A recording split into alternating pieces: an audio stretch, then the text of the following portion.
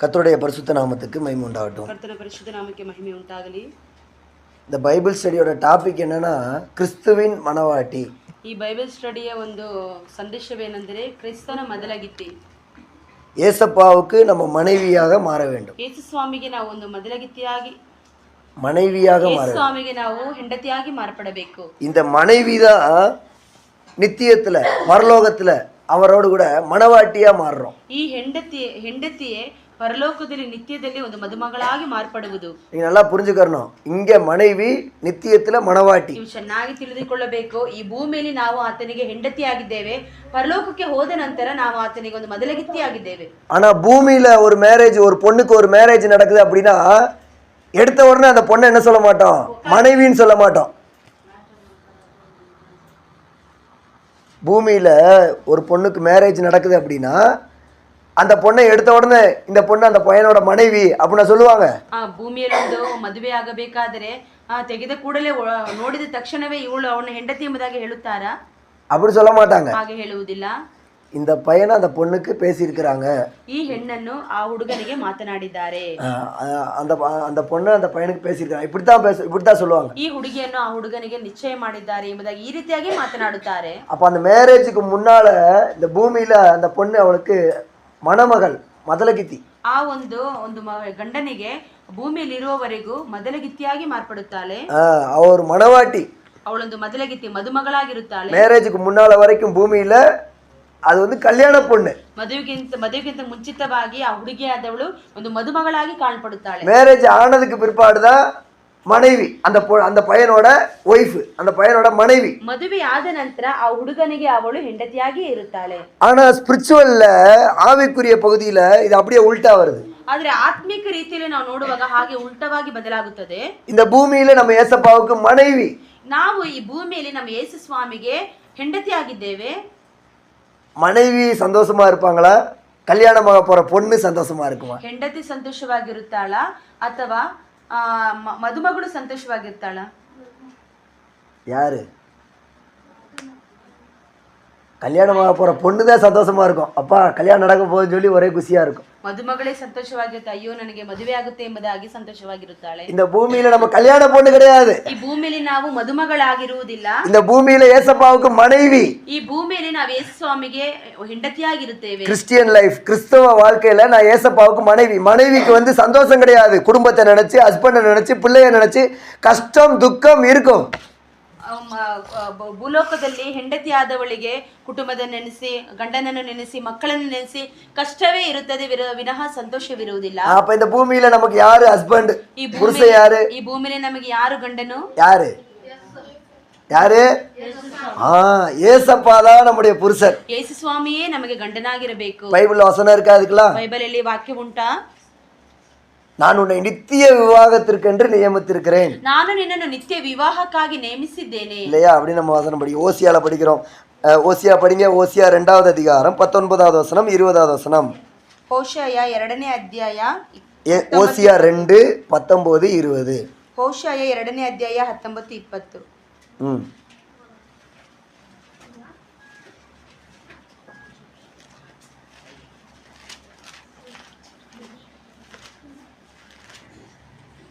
ನಾನು ನಿನ್ನನ್ನು ಶಾಶ್ವತವಾಗಿ ವರಿಸುವೆನು, ಹೌದು ನೀತಿ ನ್ಯಾಯ ಪ್ರೀತಿ ದಯೆಗಳಿಂದ ನಿನ್ನನ್ನು ವರಿಸುವೆನು. ನಾನು ನಿನ್ನನ್ನು ನಂಬಿಕೆಯಿಂದ ವರಿಸಲು ನೀನು ಯೆಹೋವನಾದ ನನ್ನನ್ನು ತಿಳಿದುಕೊಳ್ಳುವೆ. பாத்தீங்களா? எந்த விவாகத்திற்கு? ಯಾವ ವಿವಾಹಕ್ಕಾಗಿ? நித்திய விவாகத்திற்கு. ನಿತ್ಯ ವಿವಾಹಕ್ಕಾಗಿ. இந்த பூமி நித்தியமான்னு கேட்டீங்கன்னா நித்தியம் கிடையாது. ಈ ಭೂಮಿ ನಿತ್ಯವಾ ಎಂಬುದಾಗಿ ಹೇಳುವುದಾದ್ರೆ ನಿತ್ಯವಾಗಿರುವುದಿಲ್ಲ. நித்தியம்னா என்ன அப்படின்னா முடிவில்லாத ஒரு வாழ்க்கை, வயசே கிடையாது, வயசு இல்லாம ஒரு வாழ்க்கை இருக்கு, அதான் நித்தியம். ನಿತ್ಯ ಅಂತ ಹೇಳುವುದಾದ್ರೆ ಅದಕ್ಕೆ ವಯಸ್ಸೇ ಇಲ್ಲ, ಅದು ನಿತ್ಯವಾಗಿ ಕಾಣಪಡುತ್ತದೆ. பூமியில நமக்கு வயசு இருக்குதா இல்லையா? ಭೂಮಿಯಲ್ಲಿ ನಮಗೆ ವಯಸ್ಸು ಇರುತ್ತದಲ್ಲವಾ? 70 ವಯಸ್ಸು 80 ವಯಸ್ಸು, மிஞ்சி போனா 90 ವಯಸ್ಸು, அவ்வளவுதான். அதுக்கப்புறம் ஆள் இல்ல. 70 ವರ್ಷ 80 ವರ್ಷ, ಹೆಚ್ಚು ಕಡಿಮೆ 90 ವರ್ಷ ನಾವಿರುತ್ತೇವೆ, ನಂತರ ಅವರನ್ನು ನೋಡಲೇ ಸಾಧ್ಯವಿಲ್ಲ. அப்ப பூமியில நமக்கு ஒரு வயசு இருக்குது, இது நித்தியம் கிடையாது. ಭೂಮಿಯಲ್ಲಿ ನಮಗೊಂದು ವಯಸ್ಸುಂಟು, ಅದು ನಿತ್ಯವಲ್ಲ. நித்தியங்கிறது பரலோகத்துக்கு போன பிற்பாடு, இல்ல நம்ம இறந்ததுக்கு பிற்பாடு இருக்கக்கூடிய அந்த வாழ்க்கை தான் நித்தியம். அதுக்கு வந்து வயசு கிடையாது, முடிவில்லாத வாழ்க்கை, இன்டர்னல் லைஃப் சொல்றாங்க இங்கிலீஷ்ல. ನಿತ್ಯ ಎಂಬುದಾಗಿ ಹೇಳುವುದಾದ್ರೆ ಅದು ಪರಲೋಕದಲ್ಲಿ ಇರುತ್ತದೆ. ನಮ್ಮ ಜೀವನ ಅಂತ್ಯವಾದ ನಂತರ ಅದು ಇಟರ್ನಲ್ ಅಂದ್ರೆ ಶಾಶ್ವತವಾದಂತ ಸ್ಥಾನ, ಅದಕ್ಕೆ ಅಂತ್ಯವೇ ಇಲ್ಲ ಎಂಬುದಾಗಿ ನೋಡುತ್ತೇವೆ. அந்த மேரேஜுக்காக சாமி நம்மளை இந்த பூமியில அழைச்சிருக்கிறார். அதான் வசனம். ಆ ಮದುವೆಗೋಸ್ಕರ ಸ್ವಾಮಿ ಇವತ್ತಿಗೆ ನಮ್ಮನ್ನು ಕರೆದಿದ್ದಾರೆ. ಅದೇ ವಾಕ್ಯವು ಓದುತ್ತೇವೆ. மறுபடியும் படிப்போமா? ஓசியா 2வது அதிகாரம் 19வது வசனம் 20வது வசனம். ಪುನಃ ಓದೋಣ. ಹೋಶೇಯ 2ನೇ ಅಧ್ಯಾಯ 19ನೇ ಅಧ್ಯಾಯ 20ನೇ ವಾಕ್ಯ. படிங்க. ಕನ್ನಡத்துல, ಇಂಗ್ಲಿಷ್ல, ಕನ್ನಡத்துல. ಹೌದು, ನಿನ್ನನ್ನು ವರಿಸುವೆನು. ನಾನು ನಿನ್ನನ್ನು ನಂಬಿಕೆಯಿಂದ ವರಿಸಲು ನೀನು ಯೆಹೋವನಾದ ನನ್ನನ್ನು ತಿಳಿದುಕೊಳ್ಳುವೆ. போதும். இங்கிலீஷ்ல படிங்கப்பா. Having betrothed you me, forever I will betroth you in righteousness and justice, in love and compassion. I will betroth you in faithfulness, and you will acknowledge the Lord. தமிழ்ல இருக்குது அந்த வார்த்தை. நித்திய விவாகத்திற்கென்று உன்னை நியமித்துக் கொள்ளுவேன். ನಿತ್ಯ ವಿವಾಹಕ್ಕಾಗಿ ನಿನ್ನನ್ನು ನೇಮಿಸಿಕೊಳ್ಳುತ್ತೇನೆ. அப்ப நித்திய விவாகத்துக்கு சாமி நியமிச்சிருக்கிறார். ನಿತ್ಯ ವಿವಾಹಕ್ಕೋಸ್ಕರ ಸ್ವಾಮಿ ನಮ್ಮನ್ನು ನೇಮಿಸಿದ್ದಾರೆ. பூமியில அவருக்கு மனைவியா இருக்கிறோம் அப்படின்னு சொல்லி வசனம் எங்க இருக்கு? ಭೂಮಿಯಲ್ಲಿ ನಾವು ಆತನಿಗೆ ಹೆಂಡತಿಯಾಗಿರುತ್ತೇವೆ ಎಂಬುದಾಗಿ ಎಲ್ಲಿ ವಾಕ್ಯ ಉಂಟು? வெளிப்படுத்தின விசேஷத்துக்கு வரும்போது ಪ್ರಕಟಣೆ ಗ್ರಂಥದಲ್ಲಿ ನೋಡುವಾಗ 19வது அதிகாரத்துல 19ನೇ ಅಧ್ಯಾಯ 7வது வசனத்துல 7ನೇ ವಾಕ್ಯದಲ್ಲಿ நாம் சந்தோஷப்பட்டு மகிழ்ந்து அவருக்கு துதி செலுத்த கடவோம். ನಾವು ಸಂತೋಷಪಟ್ಟು ಹರ್ಷಗೊಂಡು ಆತನಿಗೆ ಸ್ತುತಿಗಣವನ್ನು ಸಲ್ಲಿಸೋಣ. சீக்கிரத்துல ஆட்டுக்குட்டியானுடைய கல்யாணம், இயேசு கிறிஸ்து பூமிக்கு மதுமகனாக இறங்கி வர போறார். ಶೀಘ್ರವಾಗಿ ಯಜ್ಞದ ಕುರಿಯಾದ ಆತನೊಂದು ಮದುಮಗನಾಗಿ ಭೂಮಿಗೆ ಇಳಿದು ಬರಲಿದ್ದಾರೆ. இயேசு கிறிஸ்து ஆட்டுக்குட்டியானுடைய கல்யாணம், ಯಜ್ಞದ ಕುರಿಯಾದ ಆತನ ವಿವಾಹ, இயேசு கிறிஸ்து மதுமகனாக இறங்கி வர போறார். ಯೇಸು ಕ್ರಿಸ್ತನು ಮದುಮಗನಾಗಿ ಕೆಳಗಡೆ ಇಳಿದು ಬರಲಿದ್ದಾರೆ. அவருடைய மனைவி தன்னை ஆயத்தம் பண்ணினாள் என்று சொல்ல ಅವರ கேட்டேன். ಹೆಂಡತಿ ತನ್ನನ್ನು ಸಿದ್ಧಪಡಿಸಿಕೊಂಡಿದ್ದಾಳೆ ಎಂಬುದಾಗಿ ಕೇಳುತ್ತೇವೆ. நீ நல்லா கவனிக்கணும். மனைவி தன்னை ஆயத்தம் பண்ணினாள். ನೀವು ಚೆನ್ನಾಗಿ ತಿಳಿದುಕೊಳ್ಳಬೇಕು. ಹೆಂಡತಿ ತನ್ನನ್ನು ಸಿದ್ಧತೆ ಪಡಿಸಿಕೊಂಡಿದ್ದಾಳೆ. நடக்க போற ஒரு மேரேஜுக்காக ನಡೆಯುವಂತಹ ಒಂದು ವಿವಾಹಕ್ಕಾಗಿ மதுமகள் அல்ல, மணப்பொண்ணு, கல்யாண பொண்ணு ஆயத்தப்படல, மனைவி ஆயத்தப்படுகிறாள். ಮದುಮಗಳು ಸಿದ್ಧವಾಗಲಿಲ್ಲ, ಹೆಂಡತಿಯಾದವಳು ಸಿದ್ಧವಾಗುತ್ತಾ ಇದ್ದಾಳೆ. இப்ப புரிஞ்சா? ಈಗ ಅರ್ಥವಾಯ್ತಾ? நடக்க போற கல்யாணத்துக்கு கல்யாண பொண்ணு ரெடி ஆகல, ஆல்ரெடி கல்யாணமாகி மேரேஜ் பண்ணி ஹஸ்பண்டோட வாழ்ந்துகிட்டு இருக்கிற ஒரு மனைவி தன்னை ஆயத்தம் பண்ணி. ಮದುವೆ ಆಗದೇ ಇರುವವಳು ಸಿದ್ಧರಾಗಲಿಲ್ಲ, ಮದುವೆ ಆದವಳು ಅವಳು ತನ್ನನ್ನು ಸಿದ್ಧತೆ ಪಡಿಸಿಕೊಳ್ಳುತ್ತಾ ಇದ್ದಾಳೆ. படிக்கலாமா? படிங்க. ಓದೋಣವಾ? ಪ್ರಕಟಣೆ 19ನೇ ಅಧ್ಯಾಯ 7ನೇ ವಾಕ್ಯ. ಯಜ್ಞದ ಕುರಿಯಾದ ಆತನ ವಿವಾಹ ಕಾಲ ಬಂತು, ಆತನಿಗೆ ವಿವಾಹವಾಗುವ ಕನ್ಯೆ ತನ್ನನ್ನು ಸಿದ್ಧ ಮಾಡಿಕೊಂಡಿದ್ದಾಳೆ. ಸಂತೋಷ ಪಡೋಣ, ಹರ್ಷಗೊಳ್ಳೋಣ, ಆತನನ್ನು ಗಣಪಡಿಸೋಣ ಎಂದು ಹೇಳಿತ್ತು. போதும். பாத்தீங்களா? அந்த மனைவி ரெடி ஆகிட்டு இருக்கிறா. ಆ ಒಂದು ಹೆಂಡತಿ ಸಿದ್ಧತೆ ಹೊಂದುತ್ತಾ ಇದ್ದಾಳೆ. இன்னொரு வசனம் படிப்போமா? மனைவிங்கிறதுக்கு ಹೆಂಡತಿ ಎನ್ನುವುದಕ್ಕೆ ಇನ್ನೊಂದು ವಾಕ್ಯವನ್ನು ಓದೋಣವಾ? எபேசியர் 5வது அதிகாரத்துக்கு வரும்போது ಎಫೆಸಿ 5ನೇ ಅಧ್ಯಾಯದಲ್ಲಿ ಓದುವಾಗ கிறிஸ்து புருஷனா இருக்கிறார், சபை, இந்த சபையில இருக்கிற நம்ம அவருக்கு மனைவியா இருக்கிறோம். ಕ್ರಿಸ್ತನು ತಲೆಯಾಗಿದ್ದಾರೆ, ಆತನ ಹೆಂಡತಿಯಾದ ನಾವು அவருக்கு மனைவியா ಆತನಿಗೆ இருக்கிறோம். ನಾವು சபை அவருடைய மனைவியா இருக்கிற அவருடைய சபையாகிய நம்ம அவருக்கு மனைவியா இருக்கிறோம். ಕ್ರಿಸ್ತನು ಸಭೆಗೆ ತಲೆಯಾಗಿದ್ದಾರೆ, ಸಭೆಯಾಗಿರುವ ನಮಗೆ நம்ம அவருக்கு ನಾವು ಆತನಿಗೆ ಹೆಂಡತಿಯಾಗಿದ್ದೇವೆ. படிங்க 23வது வசனம். எபேசியர் 5:23. ಎಫೆಸಿಯ 5:23. For the husband is the head of the wife, as Christ is the head of the church, his body of which he is the Savior. ಕ್ರಿಸ್ತನು ಸಭೆಗೆ ತಲೆಯಾಗಿರುವ ಪ್ರಕಾರವೇ ಗಂಡನು ಹೆಂಡತಿಗೆ ತಲೆಯಾಗಿದ್ದಾನೆ. ಕ್ರಿಸ್ತನು ಸಭೆ ಎಂಬ ದೇಹಕ್ಕೆ ರಕ್ಷಕನಾಗಿದ್ದಾನೆ. கர்த்தருக்கு ஸ்தோத்திரம். ಕರ್ತನಿಗೆ ಸ್ತೋತ್ರ. அந்த இடத்துல பாருங்க, சபை வந்து மனைவியா இருக்கு, கிறிஸ்து இயேசு அவர் புருஷனா இருக்கிறார். ಸಭೆ ಬಂದು ಹೆಂಡತಿಯಾಗಿದೆ, ಸಭೆಗೆ ತಲೆಯು ಕ್ರಿಸ್ತರಾಗಿದ್ದಾರೆ. சரீரம் சபையா இருக்கு, தலை இயேசுவா இருக்கிறார். ಶರೀರವು ಸಭೆಯಾಗಿದೆ, ತಲೆಯಾದವರು ಯೇಸುವಾಗಿದ್ದಾರೆ. அதான் அந்த அந்த எபேசியர் 5வது அதிகாரத்துல ஏறக்குறைய அந்த 22வது வசனத்துல இருந்து அதுக்கு கீழே ஃபுல்லா நீங்க படிச்சு வரும் பொழுது சபை சபை மனைவியாகவும் சரீரமாகவும் இருக்கிறது. ಎಫೆಸಿ 5ನೇ ಅಧ್ಯಾಯ 22ನೇ ವಾಕ್ಯದಲ್ಲಿ ಪೂರ್ತಿಯಾಗಿ ನಾವು ಓದುವುದಾದ್ರೆ ಸಭೆಯು ತಲೆಯೂ ಆಗಿದೆ, சபை வந்து சரீரமாகவும் இருக்குது, மனைவியாகவும் இருக்குது. ಸಭೆ ಆದದ್ದು ಹೆಂಡತಿಯಾಗಿದೆ, ಶರೀರವಾಗಿಯೂ ಕಾಣಲ್ಪಡುತ್ತಿದೆ. கிறிஸ்து தலையாகவும் இருக்கிறார், புருஷனாகவும் இருக்கிறார். ಕ್ರಿಸ್ತನು ತಲೆಯಾಗಿಯೂ ಇದ್ದಾರೆ, ಪುರುಷನಾಗಿಯೂ ಇದ್ದಾರೆ. புரிஞ்சிருச்சா உங்களுக்கு? ಅರ್ಥವಾಯ್ತಾ? நான் மறுபடியும் கூட சொல்றேன் உங்களுக்கு. ನಾನು ಪುನಃ ಹೇಳುತ್ತೇನೆ, இயேசு கிறிஸ்து நமக்கு புருஷனா இருக்கிறார். ಯೇಸು ಕ್ರಿಸ್ತನು ನಮಗೆ ಗಂಡನಾಗಿದ್ದಾನೆ. எப்ப நம்ம ரட்சிக்கப்பட்டோமோ, ஏசப்பாவை எப்ப ஏத்துக்கிட்டோமோ, எப்ப ஞானஸ்நானம் எடுத்தோமோ, எப்ப சபையில நம்ம ஐக்கியப்பட்டோமோ, அப்பவே இயேசுவுக்கு நம்ம மனைவியா மாறிவிட்டோம். ಯಾವಾಗ ನಾವು ರಕ್ಷಣೆ ಹೊಂದಿದ್ದೇವೋ, ಯಾವಾಗ ನಾವು ದೀಕ್ಷಾಸ್ನಾನವನ್ನು ತೆಗೆದುಕೊಂಡಿದ್ದೇವೋ, ಯಾವಾಗ ನಾವು ದೇವರನ್ನು ಅಧಿಕವಾಗಿ ಹಿಡಿದುಕೊಂಡಿದ್ದೇವೋ, ಆವಾಗಲೇ ನಮಗೆ ಆತನು ಗಂಡನಾಗಿ ಕಾಣಲ್ಪಡುತ್ತಾನೆ. அப்ப இயேசு இந்த சரீரம் என்கிறதான இந்த சபைக்கு தலையா இருக்கிறார். ಯೇಸು ಶರೀರವೆಂಬ ಅಂತ ಈ ಸಭೆಗೆ ತಲೆಯಾಗಿದ್ದಾರೆ. இந்த சரீரம்ங்கிற சபைதான் மனைவி என்று ಈ அழைக்கப்படுகிறது. ಶರೀರವಾಗಿರುವಂತ ಸಭೆಯೇ ಹೆಂಡತಿಯಾಗಿ ಕರೆಯಲ್ಪಡುತ್ತದೆ. தலையா இருக்கிற இயேசு புருஷனாக அழைக்கப்படுகிறார். ತಲೆಯಾಗಿರುವಂತ ಯೇಸು ಪುರುಷನಾಗಿ ಕರೆಯಲ್ಪಡುತ್ತಾರೆ. தலை கிறிஸ்து, தலை புருஷன் இயேசு. ತಲೆ ಅಂದರೆ ಪುರುಷನಾಗಿರುವಂತ ಕ್ರಿಸ್ತನಾದ ಯೇಸು ಕ್ರಿಸ್ತು. சரீரம் மனைவி சபை. ಶರೀರ ಅಂದರೆ ಹೆಂಡತಿ, ಸಭೆ. கர்த்தருக்கு ஸ்தோத்திரம். ಕರ್ತನಿಗೆ ಸ್ತೋತ್ರ. இப்ப நம்ம தான் மனைவி. ನಾವೇ ಈಗ ಹೆಂಡತಿ. இப்ப மனைவியா மாறியாச்சு. ಹೆಂಡತಿಯಾಗಿ ಮಾರ್ಪಟ್ಟಾಯಿತು. எப்படி மதுமகளாக மாற வேண்டும்? ಹೇಗೆ ಮದುಮಗಳಾಗಿ ಮಾರ್ಪಡುವುದು? ஃபர்ஸ்ட் மனைவியா இருக்கிறமா? ಫಸ್ಟ್ ನಾವು ಹೆಂಡತಿಯಾಗಿದ್ದೇವಾ? மனைவி ஆகிறதுக்கு என்ன பண்ணலாம்? ಹೆಂಡತಿಯಾಗಿ ಮಾರ್ಪಡುವುದಕ್ಕೆ ಏನು ಮಾಡಬೇಕು? அப்படிங்கிற சத்தியத்தை தான் நம்ம தியானிச்சுட்டு வரோம். ಹಾಗೆ ಸತ್ಯವನ್ನು ನಾವು ಧ್ಯಾನಿಸುತ್ತೇವೆ. ஏன்னா இன்னைக்கு சபைக்குள்ள நம்ம வந்துட்டோம். ನಾವು ಸಭೆಗೆ ಬಂದು ಬಿಟ್ಟಿದ್ದೇವೆ. சர்ச்சுக்குள்ள வந்தாச்சு. ಚರ್ಚ್ ಒಳಗಡೆ ಬಂದಾಯ್ತು. இயேசு ஏற்றுக்கொண்டேன்னு சொல்லியாச்சு. ಯೇಸು ಸ್ವಾಮಿ ಅಂಗೀಕರಿಸಿದ್ದೇನೆ ಎಂಬುದಾಗಿ ಹೇಳಿ ಆಯ್ತು. முழுவதுமாக இயேசுவுக்கு மனைவியா இருக்கிறமா? ಪೂರ್ಣವಾಗಿ ನಾವು ಯೇಸು ಸ್ವಾಮಿಗೆ ಹೆಂಡತಿಯಾಗಿದ್ದೇವಾ? இல்ல வேற ஏதாவது காரியத்துக்கு மனைவியா இருக்கிறமா? ಇಲ್ಲ ಬೇರೆ ಯಾವುದಾದ್ರೂ ಕಾರ್ಯಕ್ಕೆ ನಾವು ಹೆಂಡತಿಯಾಗಿದ್ದೇವಾ? இல்ல உலகத்துல எவ்வளவு காரியம் நடக்குது. ಲೋಕದಲ್ಲಿ ಎಷ್ಟೋ ಕಾರ್ಯಗಳುಂಟು. சினிமா, ಸಿನಿಮಾ, பாவம், ಪಾಪ, அசுத்தம், ಅಶುದ್ಧ, அருவருப்பு, ಅಸಹ್ಯವಾದ ಕಾರ್ಯಗಳು, சாத்தானுடைய காரியம், ಸೈತಾನನ ಕಾರ್ಯಗಳು, விக்கிரக ஆராதனைகள், ವಿಗ್ರಹಾರಾಧನೆ, பொருளாசை, ವಸ್ತುವಿನ ಆಸೆ, மாம்சத்தின் இச்சை, ಮಾಂಸದ ಇಚ್ಛೆ, கண்களின் இச்சை, ಕಣ್ಗಳ ಇಚ್ಛೆ, பொறாமை, ಹೊಟ್ಟೆ ಕಿಚ್ಚು, எவ்வளவோ காரியங்கள் உலகத்துல கிடக்குது. ಎಷ್ಟೋ ಕಾರ್ಯಗಳು ಲೋಕದಲ್ಲಿ ಉಂಟು. இப்ப இந்த காரியத்துக்குலாம் ஒருவேளை நம்ம அடிமையா இருக்கிறோமா? ಈ ಕಾರ್ಯಕ್ಕೆಲ್ಲ ನಾವು ದಾಸರಾಗಿದ್ದೇವಾ? பொறாமை உங்களுக்கு புருஷனா இருக்குதா? ಹೊಟ್ಟೆ ಕಿಚ್ಚು ನಿಮಗೆ ಗಂಡನಾಗಿದೆಯಾ? கோபம் உங்களுக்கு புருஷனா இருக்குதா? ಕೋಪ ನಿಮಗೆ ಗಂಡನಾಗಿದೆಯಾ? இல்ல கெட்ட வார்த்தை உங்களுக்கு புருஷனா இருக்குதா? ಅಂದ್ರೆ ಕೆಟ್ಟ ಮಾತುಗಳು ನಿಮಗೆ ಗಂಡನಾಗಿದೆಯಾ? இல்ல கெட்ட யோசனை, கெட்ட சிந்தனை உங்களுக்கு புருஷனா இருக்குதா? ಕೆಟ್ಟ ಯೋಚನೆ, ಕೆಟ್ಟ ಚಿಂತೆಗಳು ನಿಮ್ಮಲ್ಲಿ ಪುರುಷನಾಗಿ ಕಾಣ್ಪಡುತ್ತಿದೆಯಾ? ஏசப்பாங்கிற புருஷன்கிட்ட வந்த பிற்பாடு இதெல்லாம் புருஷனா இருந்துச்சுன்னா நீங்க யாரு? ಯೇಸು ಸ್ವಾಮಿ ಬಳಿಗೆ ಬಂದ ನಂತರ ಯೇಸು ಸ್ವಾಮಿಯೇ ನಮಗೆ ಗಂಡನಾಗಿದ್ದಾರೆ. ಅದನ್ನು ಬಿಟ್ಟು ಬೇರೆ ಕಾರ್ಯವು ನಿಮಗೆ ಗಂಡನಾಗಿದ್ದರೆ ನೀವು ಯಾರು? என்ன சொல்லுது பைபிள்? ಬೈಬಲ್ ಏನು ಹೇಳುತ್ತದೆ? என்ன சொல்லுது மஞ்சுளா சிஸ்டர்? அப்படி இருந்தா ஏசப்பாங்கிற புருஷன்கிட்ட வந்தாச்சு. அப்படின்னு வந்தாச்சு. ஏசப்பா தான் எல்லாம் சொல்லி வந்தாச்சு. ಯೇಸು ಸ್ವಾಮಿಯೇ ನಮಗೆ ಗಂಡನು ಎಂಬುದಾಗಿ ನಾವು ಬಂದಾಯ್ತು. வந்ததுக்கு பிற்பாடு ஏசப்பாவை விட்டுட்டு மற்ற எல்லா காரியங்களும் நம்மளை ரூல் பண்ணுது, நம்மளை அதிகாரம் பண்ணுது. அப்படி இருந்துச்சுன்னா நம்ம யாரு? ಯೇಸು ಸ್ವಾಮಿಗೆ ಬಳಿಗೆ ಬಂದ ನಂತರ ಬೇರೆ ಎಲ್ಲಾ ಕಾರ್ಯವೂ ನಮಗೆ ದಾಸರಾಗಿದ್ದರೆ ಹಾಗಾದ್ರೆ ನಮಗೆ ಏನು ಹೆಸರು? என்ன பேரு? ஒரு மனைவி, ஒரு புருஷன், அப்படிதான் இருக்கணும். ಒಂದು ಗಂಡ, ಒಂದು ಹೆಂಡತಿ ಮಾತ್ರನೇ ಇರಬೇಕಲ್ಲವಾ? ஒரு மனைவி, ஒரு பைபிளில் ஒரு ஸ்திரிக்கு எத்தனை புருஷன் இருந்தாங்களா? ஒரு ஸ்திரிக்கு 5-6 புருஷன் இருந்தாங்களா? இன்னும் ஒருத்தன் கூட இருக்கிறான்னு சொல்லியிருக்கிறார். அப்போ 7 புருஷன் இருந்திருக்கிறாங்க ஒரு பொண்ணு. ಬೈಬಲಲ್ಲಿ ಒಂದು ಸ್ತ್ರೀಗೆ 5 ಗಂಡನಿದ್ದರು, ಇನ್ನೂ 2 ಇಟ್ಟುಕೊಂಡಿದ್ದರು. அப்போ அந்த பொண்ணை என்ன சொல்லுவாங்க? ಆ ಹೆಣ್ಣನ್ನು ಏನಂತ ಕರೆಯುತ್ತಾರೆ? என்ன சொல்லுவாங்க? மனைவின்னு சொல்லுவாங்களா? ಹೆಂಡತಿ ಅಂತ ಕರೆಯುತ್ತಾರಾ? இல்லை, அதனுடைய அர்த்தமே வேற. ಅದರ ಅರ್ಥನೇ ಬೇರೆ.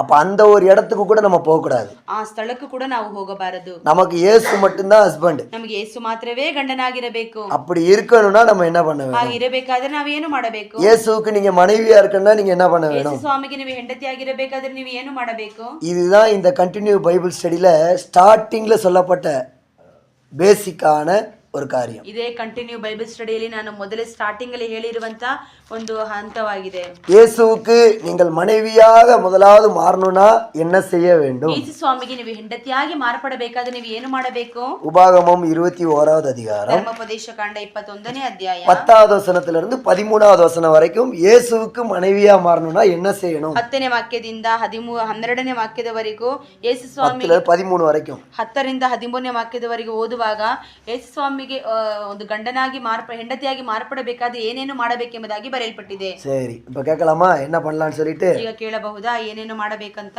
முதலாவது சத்துருக்களுடைய கையில இருந்து நாம் விடுதலையாக்கப்பட வேண்டும். ಮೊದಲನೇದಾಗಿ ಶತ್ರುವಿನ ಕೈಯಿಂದ ನಾವು ಬಿಡುಗಡೆಯನ್ನು ಹೊಂದಿಕೊಳ್ಳಬೇಕು. இயேசுவினுடைய கைக்கு கீழே, இயேசுவினுடைய அதிகாரத்துக்கு கீழே நம்ம வரணும். ಯೇಸು ಸ್ವಾಮಿ ಅಧಿಕಾರದ ಕೆಳಗಡೆ ನಾವು ಬರಬೇಕು. இந்த இயேசுசாமியை ஏதோ தேவைக்காக பின்னால வரக்கூடாது. ಯೇಸು ಸ್ವಾಮಿ ಏನಾದ್ರೂ ಒಂದು ಅಗತ್ಯ ಸಿಗುತ್ತದೆ ಎಂಬುದಾಗಿ ಓಡಿ ಬರಬಾರದು. ஒரு இடத்துல ஒரு அம்மா சாட்சி சொல்றாங்க, நான் சாமிக்காக என்ன பண்ணேன், நான் சாமிக்காக 10,000 ரூபா கொடுத்தேன், இன்னைக்கு எனக்கு எவ்வளோ வந்துருச்சு, எவ்வளோ வந்துச்சு, 10,000 ரூபா ஏசப்பாக்காக நான் கொடுத்தேன், இன்னைக்கு எனக்கு 40,000 ரூபா வந்துச்சு, கடவுள் கொடுத்தாரு, எனக்கு ஒருத்தவங்க மூலமாக கொடுத்தாரு. ಒಂದು ಅಮ್ಮನವರು ಒಂದು ಸಾಕ್ಷಿಯನ್ನು ಹೇಳಿದ್ದಾರೆ. ನಾನು ಯೇಸು ಸ್ವಾಮಿಗೋಸ್ಕರ 10,000 ರೂಪಾಯಿ ಕೊಟ್ಟೆನು, ಆತನು ಇವತ್ತು ನನಗೆ 40,000 ರೂಪಾಯಿ ಕೊಟ್ಟರು ಎಂಬುದಾಗಿ ಹೇಳಿದರು. இப்படி கேட்கும்போது உங்க கையில ஒரு 10,000 ரூபா இருக்குது, என்ன பண்ணுவீங்க நீங்க?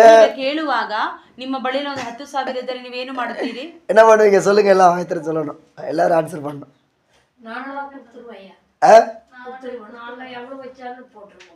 எதுக்காக கொடுக்குறோம்? ಯಾವುದಕ್ಕೋಸ್ಕರ ಕೊಡುತ್ತೇವೆ?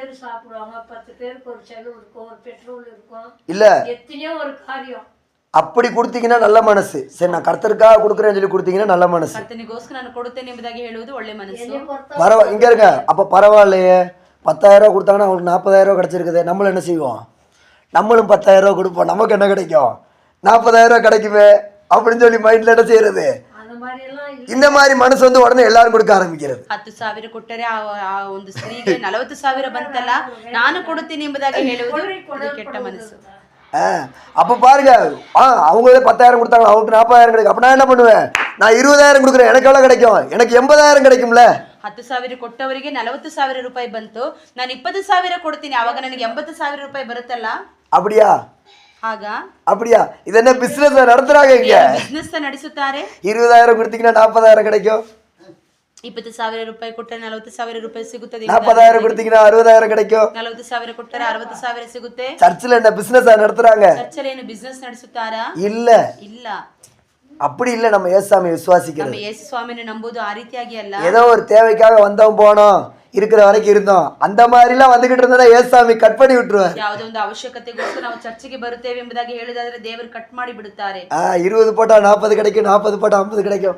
இங்க என்ன சீட்டாட்டம் விளையாடுறாங்க. 20 ರೂಪಾಯಿ ಕೊಟ್ಟರೆ 40 ರೂಪಾಯಿ, 40 ಅಂದ್ರೆ 60. ಈ ರೀತಿಗೆ ಹೇಳುವುದಕ್ಕೆ ಇದೇನು ಚೀಟ ಆಟ ಆಡುತ್ತಿದ್ದೇವಾ? கர்த்தருக்கு ஸ்தோத்திரம். ಕರ್ತನಿಗೆ ಸ್ತೋತ್ರ. நாம் இயேசுவுக்கு மனவாட்டி. ನಾವು ಯೇಸುವಿಗೆ ಮದುಮಗಳು. எப்படியாச்சும் செத்தா பரலோகம் போகணும். ಯಾವಾಗಲಾದ್ರೂ ನಾವು ಸತ್ತರೆ ಪರಲೋಕಕ್ಕೆ ಹೋಗಬೇಕು. அந்த நம்பிக்கை, அந்த நிச்சயம் நமக்குள்ள வேணும். ಆ ಒಂದು ನಂಬಿಕೆ ನಿಶ್ಚಯ ನಮಗೆ ಬೇಕು. அது இல்லாம சும்மா இங்க வந்தோம், இருந்தோம், போனோம், தின்னோம், இருந்தோம்னால ஒன்னும் வேலைக்கு ஆகாது. ಇಲ್ಲದೆ ನಾವಿಲ್ಲಿ ಬಂದೆವು, ತಿಂದೆವು, ಮಲಗಿದೆವು, ಈ ರೀತಿಯಾಗಿದ್ದರೆ ನಾವು ಏನು ಮಾಡಲು ಸಾಧ್ಯವಿಲ್ಲ.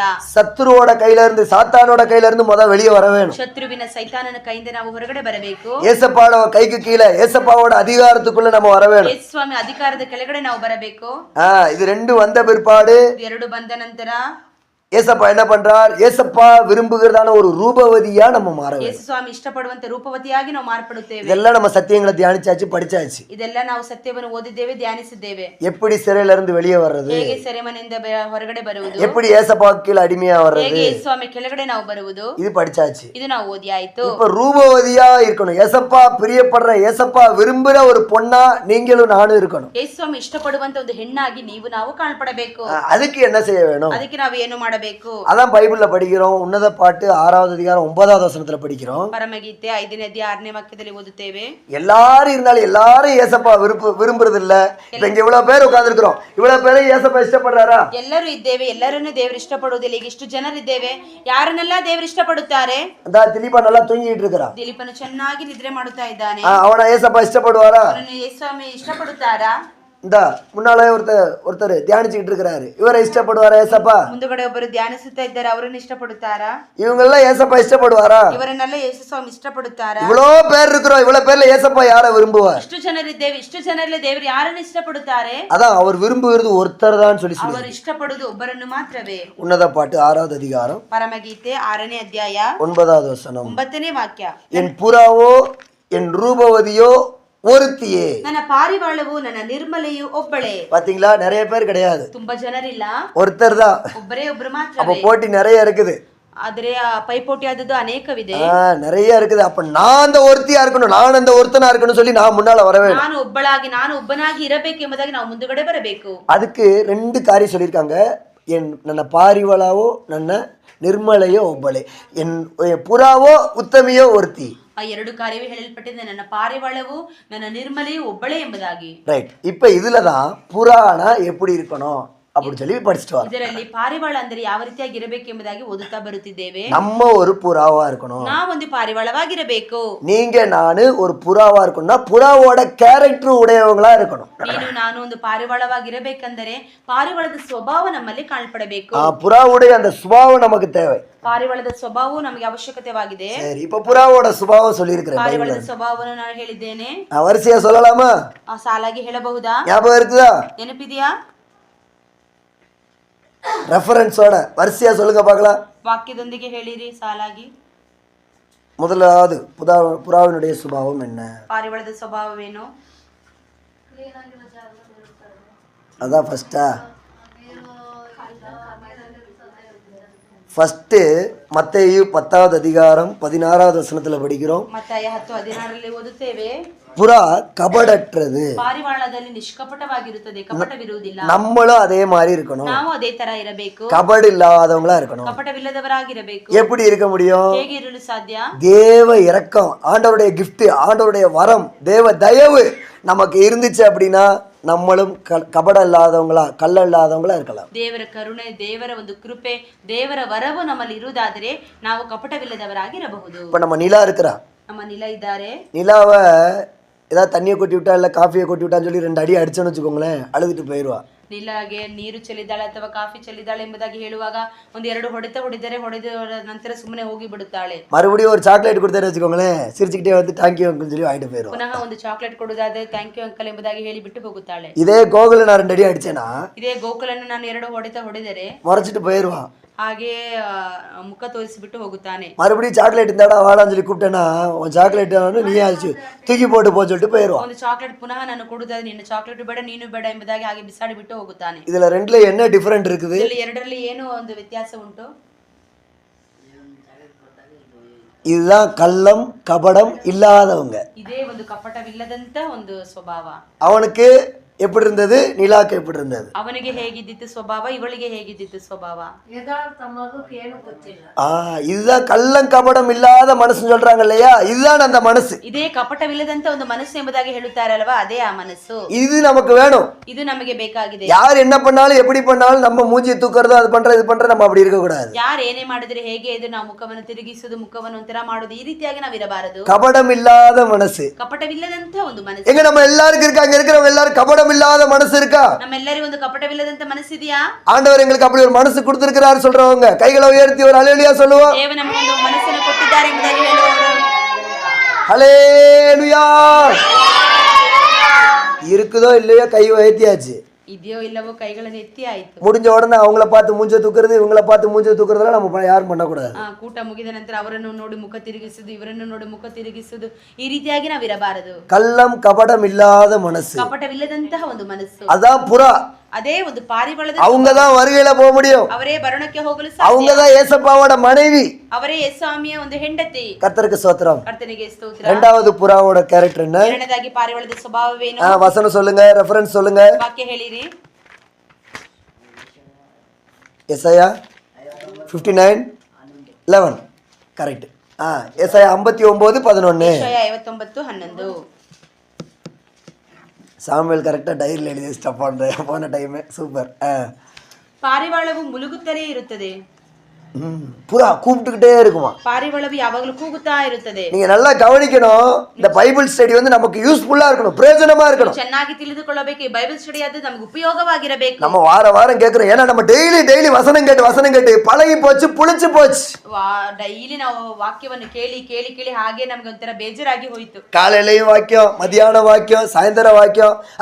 நான் எவ்வளோ வாக்கியம் கேட்கறது, கேட்டாச்சப்பா போதும் அப்படின்னு ஆயிட்டோம் நம்ம. ಬೆಳಗ್ಗೆ ವಾಕ್ಯ ಕೇಳಿ ಆಯ್ತು, ಮಧ್ಯಾಹ್ನ ವಾಕ್ಯ ಕೇಳಿ ಆಯ್ತು, ಸಂಜೆ ವಾಕ್ಯ ಕೇಳಿ ಆಯ್ತು, ಕೇಳಿ ಕೇಳಿ ಕೇಳಿ ನನಗೆ ಗೊತ್ತಿಲ್ಲದ ವಾಕ್ಯವ ಎಂಬುದಾಗಿ ಹಾಗೆ ಬೇಸರವಾಗಿ ಬಿಟ್ಟಿದೆ. வாக்கியம் கேட்கறது விஷயம் இல்ல, ವಾಕ್ಯವು ಕೇಳುವುದು ವಿಷಯವಲ್ಲ. என்ன மாதிரி நல்லா நின்று வாக்கியத்தை அப்படி இப்படின்னு சொல்லி நல்லா கையாட்டி இதாட்டி செய்ய அப்படி இப்படி பண்ணி வாக்கியம் சொல்றது விஷயம் இல்ல. ನನ್ನ ತರಹ ಕೈಗಳನ್ನು ಆಡಿಸಿ ಆಡಿಸಿ ವಾಕ್ಯವನ್ನು ಹೇಳುವುದು ಅದು ದೊಡ್ಡ ವಿಷಯವಲ್ಲ. இவ்வளவு வாக்கியம் கேட்டமே, கேட்ட வாக்கியத்துல எத்தனை வாக்கியத்துக்கு நம்ம ஒபே பண்ணி கீழ்ப்படிஞ்சு நான் செய்யறேன் சுவாமி எனக்கு கிருபை தாங்கன்னு சொல்லி அதுக்கு ஒபே பண்ணி ஒப்பு கொடுத்திருக்கிறோமா? ಇಷ್ಟು ವಾಕ್ಯವನ್ನು ಕೇಳಿದ್ದೇವಲ್ಲ, ಹೌದು ಸ್ವಾಮಿ ನಾನು ಈ ರೀತಿಯಾಗಿ ನಡೆದುಕೊಳ್ಳುತ್ತೇನೆ ಎಂಬುದಾಗಿ ಆ ವಾಕ್ಯಕ್ಕೆ ನಾವು ವಿಧೇಯರಾಗಿದ್ದೇವಾ? புறாவோட 2வது கேரக்டர் கூவிக்கொண்டே இருக்குமா? ಪಾರಿವಾಳದ 2ನೇ ಸ್ವಭಾವ ಕೂಗುತ್ತಲೇ ಇರುತ್ತದೆ. எத்தனை பேர் கூப்பிட்டுக்கிட்டே இருக்கிறோம்? ಎಷ್ಟು ಜನರು ಕೂಗುತ್ತಾ ಇರುತ್ತೇವೆ? இருதயம் கூப்பிட்டுக்கிட்டே இருக்கா? ஏசப்பா ஏசப்பா ஏசப்பா சோத்ரா சோத்ரா சோத்ரான்னு கூப்பிட்டுக்கிட்டே இருக்கா? ಯೇಸುವೇ ಸ್ತೋತ್ರ ಸ್ತೋತ್ರ ಸ್ತೋತ್ರ ಎಂಬುದಾಗಿ ಕೂಗುತ್ತಾ ಇದೆಯಾ? லூக்கா எழுதின புத்தகத்துல படிக்கிற அதுக்கு உதாரணம் படிச்சோம். அன்னாள் என்கிற அந்த ஒரு விதவை தாய் எப்போதும் கர்த்தருடைய ஆலயத்துல உட்கார்ந்து சோத்ரா சோத்ரா சோத்ரா சோத்ரான்னு அவரை துதிச்சு ஆராதனை பண்ணிக்கிட்டே இருந்தாங்களாம். ಲೋಕ ಬರೆದ ಸುವಾರ್ತೆಯಲ್ಲಿ ನಾವು ಮುಂಚಿತವಾಗಿ ಓದಿದ್ದೇವೆ. ಅನ್ನಾಳ್ ಎಂಬಂತ ಒಂದು ವಿಧವೆಯಾದ ತಾಯಿಯಾದವರು 24 ಗಂಟೆ ಹೊತ್ತು ಸ್ತೋತ್ರ ಸ್ತೋತ್ರ ಸ್ತೋತ್ರ ಎಂಬುದಾಗಿ ಹೇಳುತ್ತಲೇ ಕೂಗುತ್ತಲೇ ಇದ್ದರಂತೆ. எப்படியாவது ஏசப்பா நான் உங்களுக்கு புறாவா மாறணும் சுவாமி, நானும் அந்த ஒரு தாய் போல அந்த அன்னாள் பாட்டியை போல நானும் உட்கார்ந்து கூப்பிட்டுக்கிட்டே இருக்கணும் ஏசப்பா, அப்படி இங்க யாராவது நினைச்சு ஒரு சோத்திரம் பண்ணி இருக்கிறீங்களா?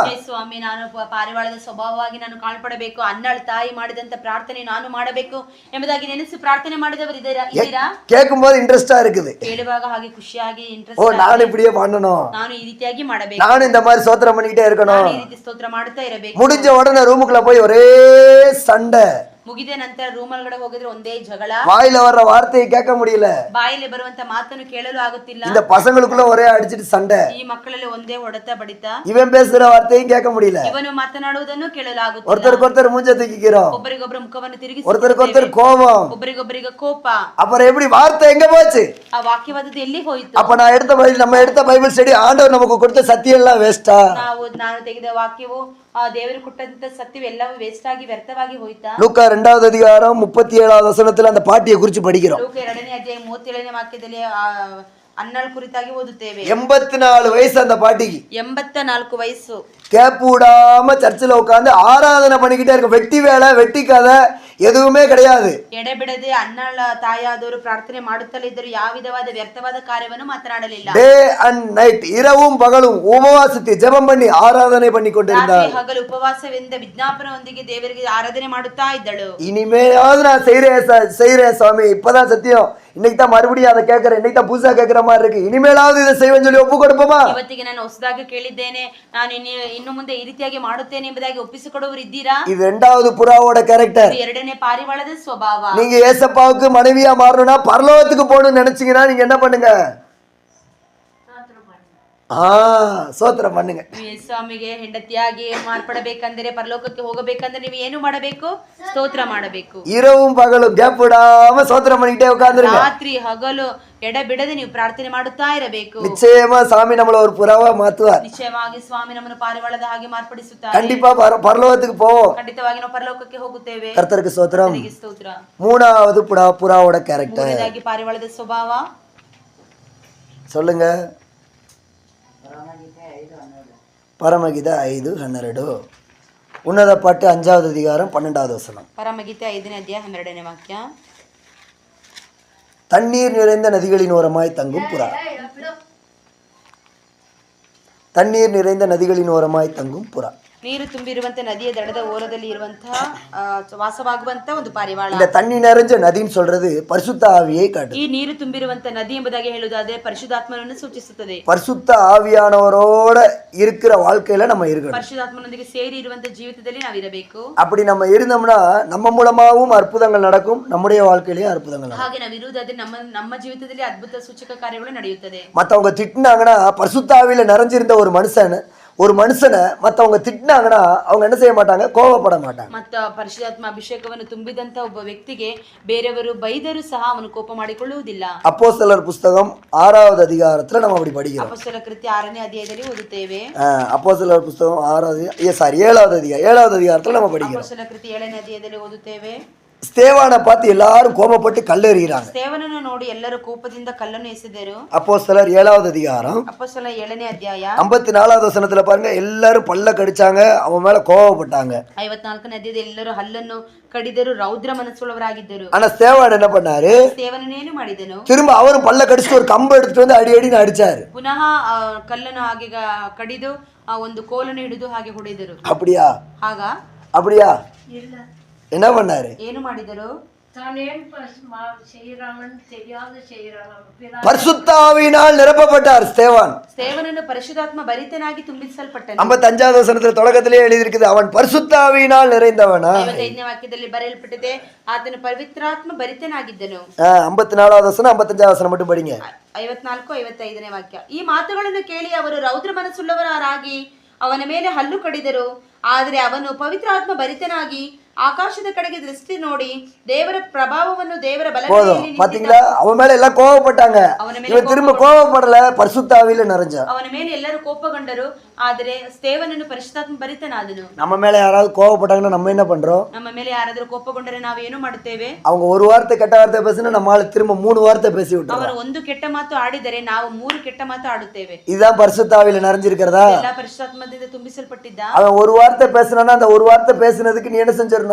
ஒண்ணுமே பேசாம ஸ்தோத்திர சுவாமி நான் மன்னிச்சிட்டேன், நான் அவங்ககிட்ட பேசுறதே இல்ல சுவாமி விட்டுருங்க அப்படின்னு சொல்லிட்டு சத்தம் இல்லாம வந்துடணும். ಅವನು ಒಂದು ಮಾತು ಮಾತನಾಡಿದರೆ ನಾನು ಮಾತನಾಡುವುದಿಲ್ಲ ಸ್ವಾಮಿ, ನಾನು ಅವನನ್ನು ಹಾಗೆ ಕ್ಷಮಿಸಿ ಬಿಡುತ್ತೇನೆ ಎಂಬುದಾಗಿ ಬಾಯಿಯನ್ನು ತೆರೆಯದೆ ನಾವು ಹಾಗೆ ಬಂದು ಬಿಡಬೇಕು. இல்லனா ಅವನಿக்காக ஜெபம் பண்ணுங்க. ಇಲ್ಲಾಂದ್ರೆ ಅವನಿಗೋಸ್ಕರ ನಾವು ಪ್ರಾರ್ಥನೆ ಮಾಡಬೇಕು. அப்படி நம்ம யார் பண்றோம்? ಹಾಗೆ ನಾವು ಯಾರು ಮಾಡುತ್ತೇವೆ? இதெல்லாம் தெரிஞ்சு சொல்லி கொடுத்தா கூட செய்ய மாட்டேங்கிறோம். ಇದೆಲ್ಲ ತಿಳಿಸಿಕೊಟ್ಟರು ಸಹ ಹೇಳಿಕೊಟ್ಟರು ಸಹ ನಾವು ಮಾಡುವುದಿಲ್ಲ. சண்டை வந்துச்சுன்னா ஒரு வார்த்தை பேசினாங்கன்னா திரும்ப 10 வார்த்தை திரும்ப நம்ம எடுத்து எறிகிறோம். ಜಗಳ ಬಂದರೆ ಒಂದು ಮಾತಿಗಿಂತ ನಾವು 10 ಮಾತನ್ನು ಹಾಗೆ ಕೆಳಗಡೆ ಹಾಕುತ್ತೇವೆ. அவங்க ஒரு வார்த்தை கல்லெறிகிற மாதிரி நம்ம மேல எரிஞ்சாங்கன்னா ಅವರು ಒಂದು ಮಾತನ್ನು ಕಲ್ಲು ಎಸೆದ ಹಾಗೆ ಎಸೆದರೆ நம்ம திரும்ப 10 கல்ல எடுத்து 10 வார்த்தை எறிகிற மாதிரி திரும்ப எறிகிறோம். ನಾವು 10 ಕಲ್ಲನ್ನು ತೆಗೆದುಕೊಂಡು 10 ಮಾತನ್ನು ಹಾಗೆ ನಾವು ಬಿಸಾಕುತ್ತೇವೆ. இதுதான் பரிசுத்த ஆவியில நிறைஞ்சிருக்கிறதா? ಇದೇ ಪರಿಶುದ್ಧಾತ್ಮದಿಂದ ತುಂಬಿಸಲ್ಪಟ್ಟಿದ್ದ. பிரயோஜனமே இல்ல. ಪ್ರಯೋಜನನೇ ಇಲ್ಲ.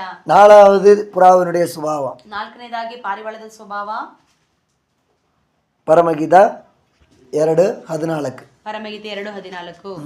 உன்னத பாட்டு 2வது அதிகாரம் 14வது வசனம். ಪರಮಗೀತೆ 2ನೇ ಅಧ್ಯಾಯ 14ನೇ ವಾಕ್ಯ. கண்மலையின் வெடிப்புகள்ல தங்குற புறா. ಬಂಡೆ ಬಿರುಕಿನಲ್ಲಿ ಜರಿಯ ಮರಗಳಲ್ಲಿ ಇರುವಂತ ಪಾರಿವಾಳ. இயேசு கிறிஸ்துவினுடைய மரணத்துக்கு உள்ள தங்குற ஒரு அனுபவம். ಯೇಸು ಸ್ವಾಮಿ ಮರಣದ ಒಳಗಡೆ ತಂಗುವಂತ ಒಂದು ಸ್ವಭಾವ. ரோமருக்கு எழுதின நிருபம் 6வது அதிகாரத்துல அதை குறித்து படிக்கிறோம். ರೋಮ ಬರೆದ ಪತ್ರಿಕೆ 6ನೇ ಅಧ್ಯಾಯದಲ್ಲಿ ಓದುತ್ತೇವೆ. இயேசுவின் மரணத்துக்குள்ளாக நீங்கள் ஞானஸ்நானம் பண்ணப்பட்டீர்கள். ಯೇಸುವಿನ ಮರಣದ ಒಳಗಡೆ ನೀವು ದೀಕ್ಷಾಸ್ನಾನವನ್ನು ತೆಗೆದುಕೊಂಡಿದ್ದೀರಿ. பாவம் இல்லாமல் சாத்தான் தொடாமல் வாழணும் அப்படின்னா இயேசுவின் மரணத்தை டெய்லி நம்ம தியானிக்க வேணும், அதுக்குள்ள நம்ம தங்கி இருக்க வேண்டும். ಪಾಪವಿಲ್ಲದಂತೆ ನಾವು ಜೀವಿಸಬೇಕಾದರೆ ಯಾವಾಗಲೂ ಯೇಸು ಕ್ರಿಸ್ತನ ಮರಣವನ್ನು ನಾವು ಅರಿಕೆ ಮಾಡಬೇಕು, ಅದರೊಳಗಡೆ ನಾವು ತಂಗಿರಬೇಕು. ஒரு மனுஷனுடைய ரட்சிப்பு எப்ப கிடைக்குது அப்படின்னா சிலுவையை பார்த்து மனம் திரும்பணும், அப்பதான் அவன் ரட்சிக்கப்படுகிறான். ಮನುಷ್ಯನ ರಕ್ಷಣೆ ಯಾವಾಗ ದೊರಕುತ್ತದೆ ಎಂಬುದಾಗಿ ಹೇಳಿದರೆ ಶಿಲುಬೆಯನ್ನು ನೋಡಿದರೆ ಮಾತ್ರವೇ ಅವನಿಗೆ ರಕ್ಷಣೆ ಉಂಟಾಗುತ್ತದೆ. சிலுவையவே பார்க்காம இயேசுவையே பார்க்காம ஒருத்தர் ரட்சிக்கப்பட்டாங்க அப்படின்னு சொன்னா அது ரட்சிப்பு கிடையாது. ಶಿಲುಬೆಯನ್ನೇ ನೋಡದೆ ಒಬ್ಬನ ರಕ್ಷಣೆ ಹೊಂದಿದ್ದಾನೆ ಎಂಬುದಾಗಿ ಹೇಳುವುದಾದರೆ ಅವನ ರಕ್ಷಣೆ ಹೊಂದಲಿಲ್ಲ ಎಂಬುದಾಗಿ ಅರ್ಥ.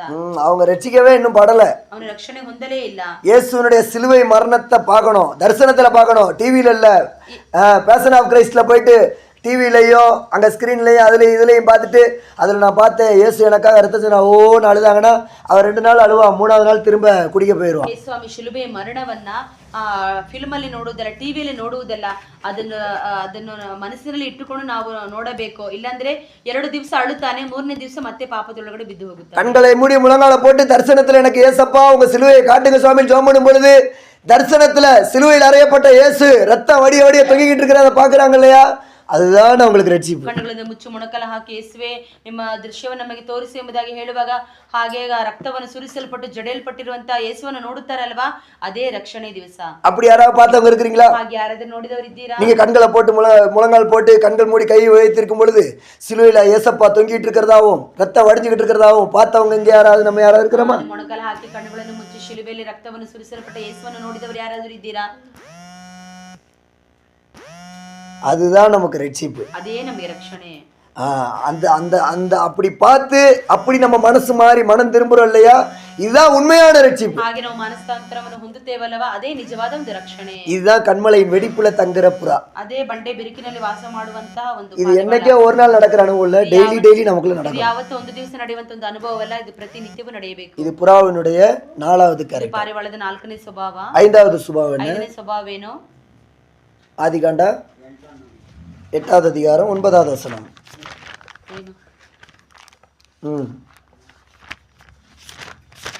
புறா அசுத்தத்துல உட்காராது.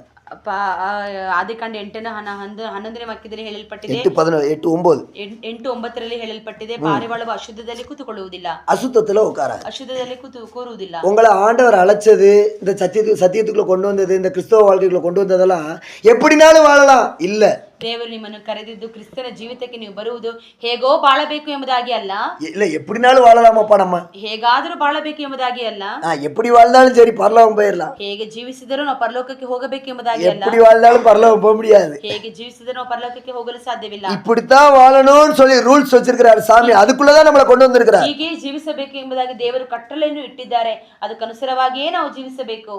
அதன்படி நம்ம வாழ்ந்தா தான் பரலோகம் போக முடியும். ಅದರ ಪ್ರಕಾರ ನಾವು ಜೀವಿಸಿದರೆ ಮಾತ್ರ ಪರಲೋಕಕ್ಕೆ ಹೋಗಲು ಸಾಧ್ಯ. சும்மா மனசு வந்த பிரகாரம் நம்ம வாட்டுக்கு சுத்துறது, நம்ம வாட்டுக்கு அங்க போறது இங்க போறது எல்லாம் பண்ணிட்டு வந்துட்டு கடைசியில ஏசப்பா இல்லை மன்னிச்சிருக்க சாமி, எப்படியா சாக போற நேரத்துல சிலுவை கல்லன் மாதிரி நான் என்ன பண்ணிடுறேன், கடைசி நேரத்துல ஒரு அறிக்கையிட்டு என்ன மன்னிச்சிருக்கேன் சப்பா சொல்லி அழுது புலம்பி நான் ரட்சிக்கப்பட்டுறேன்.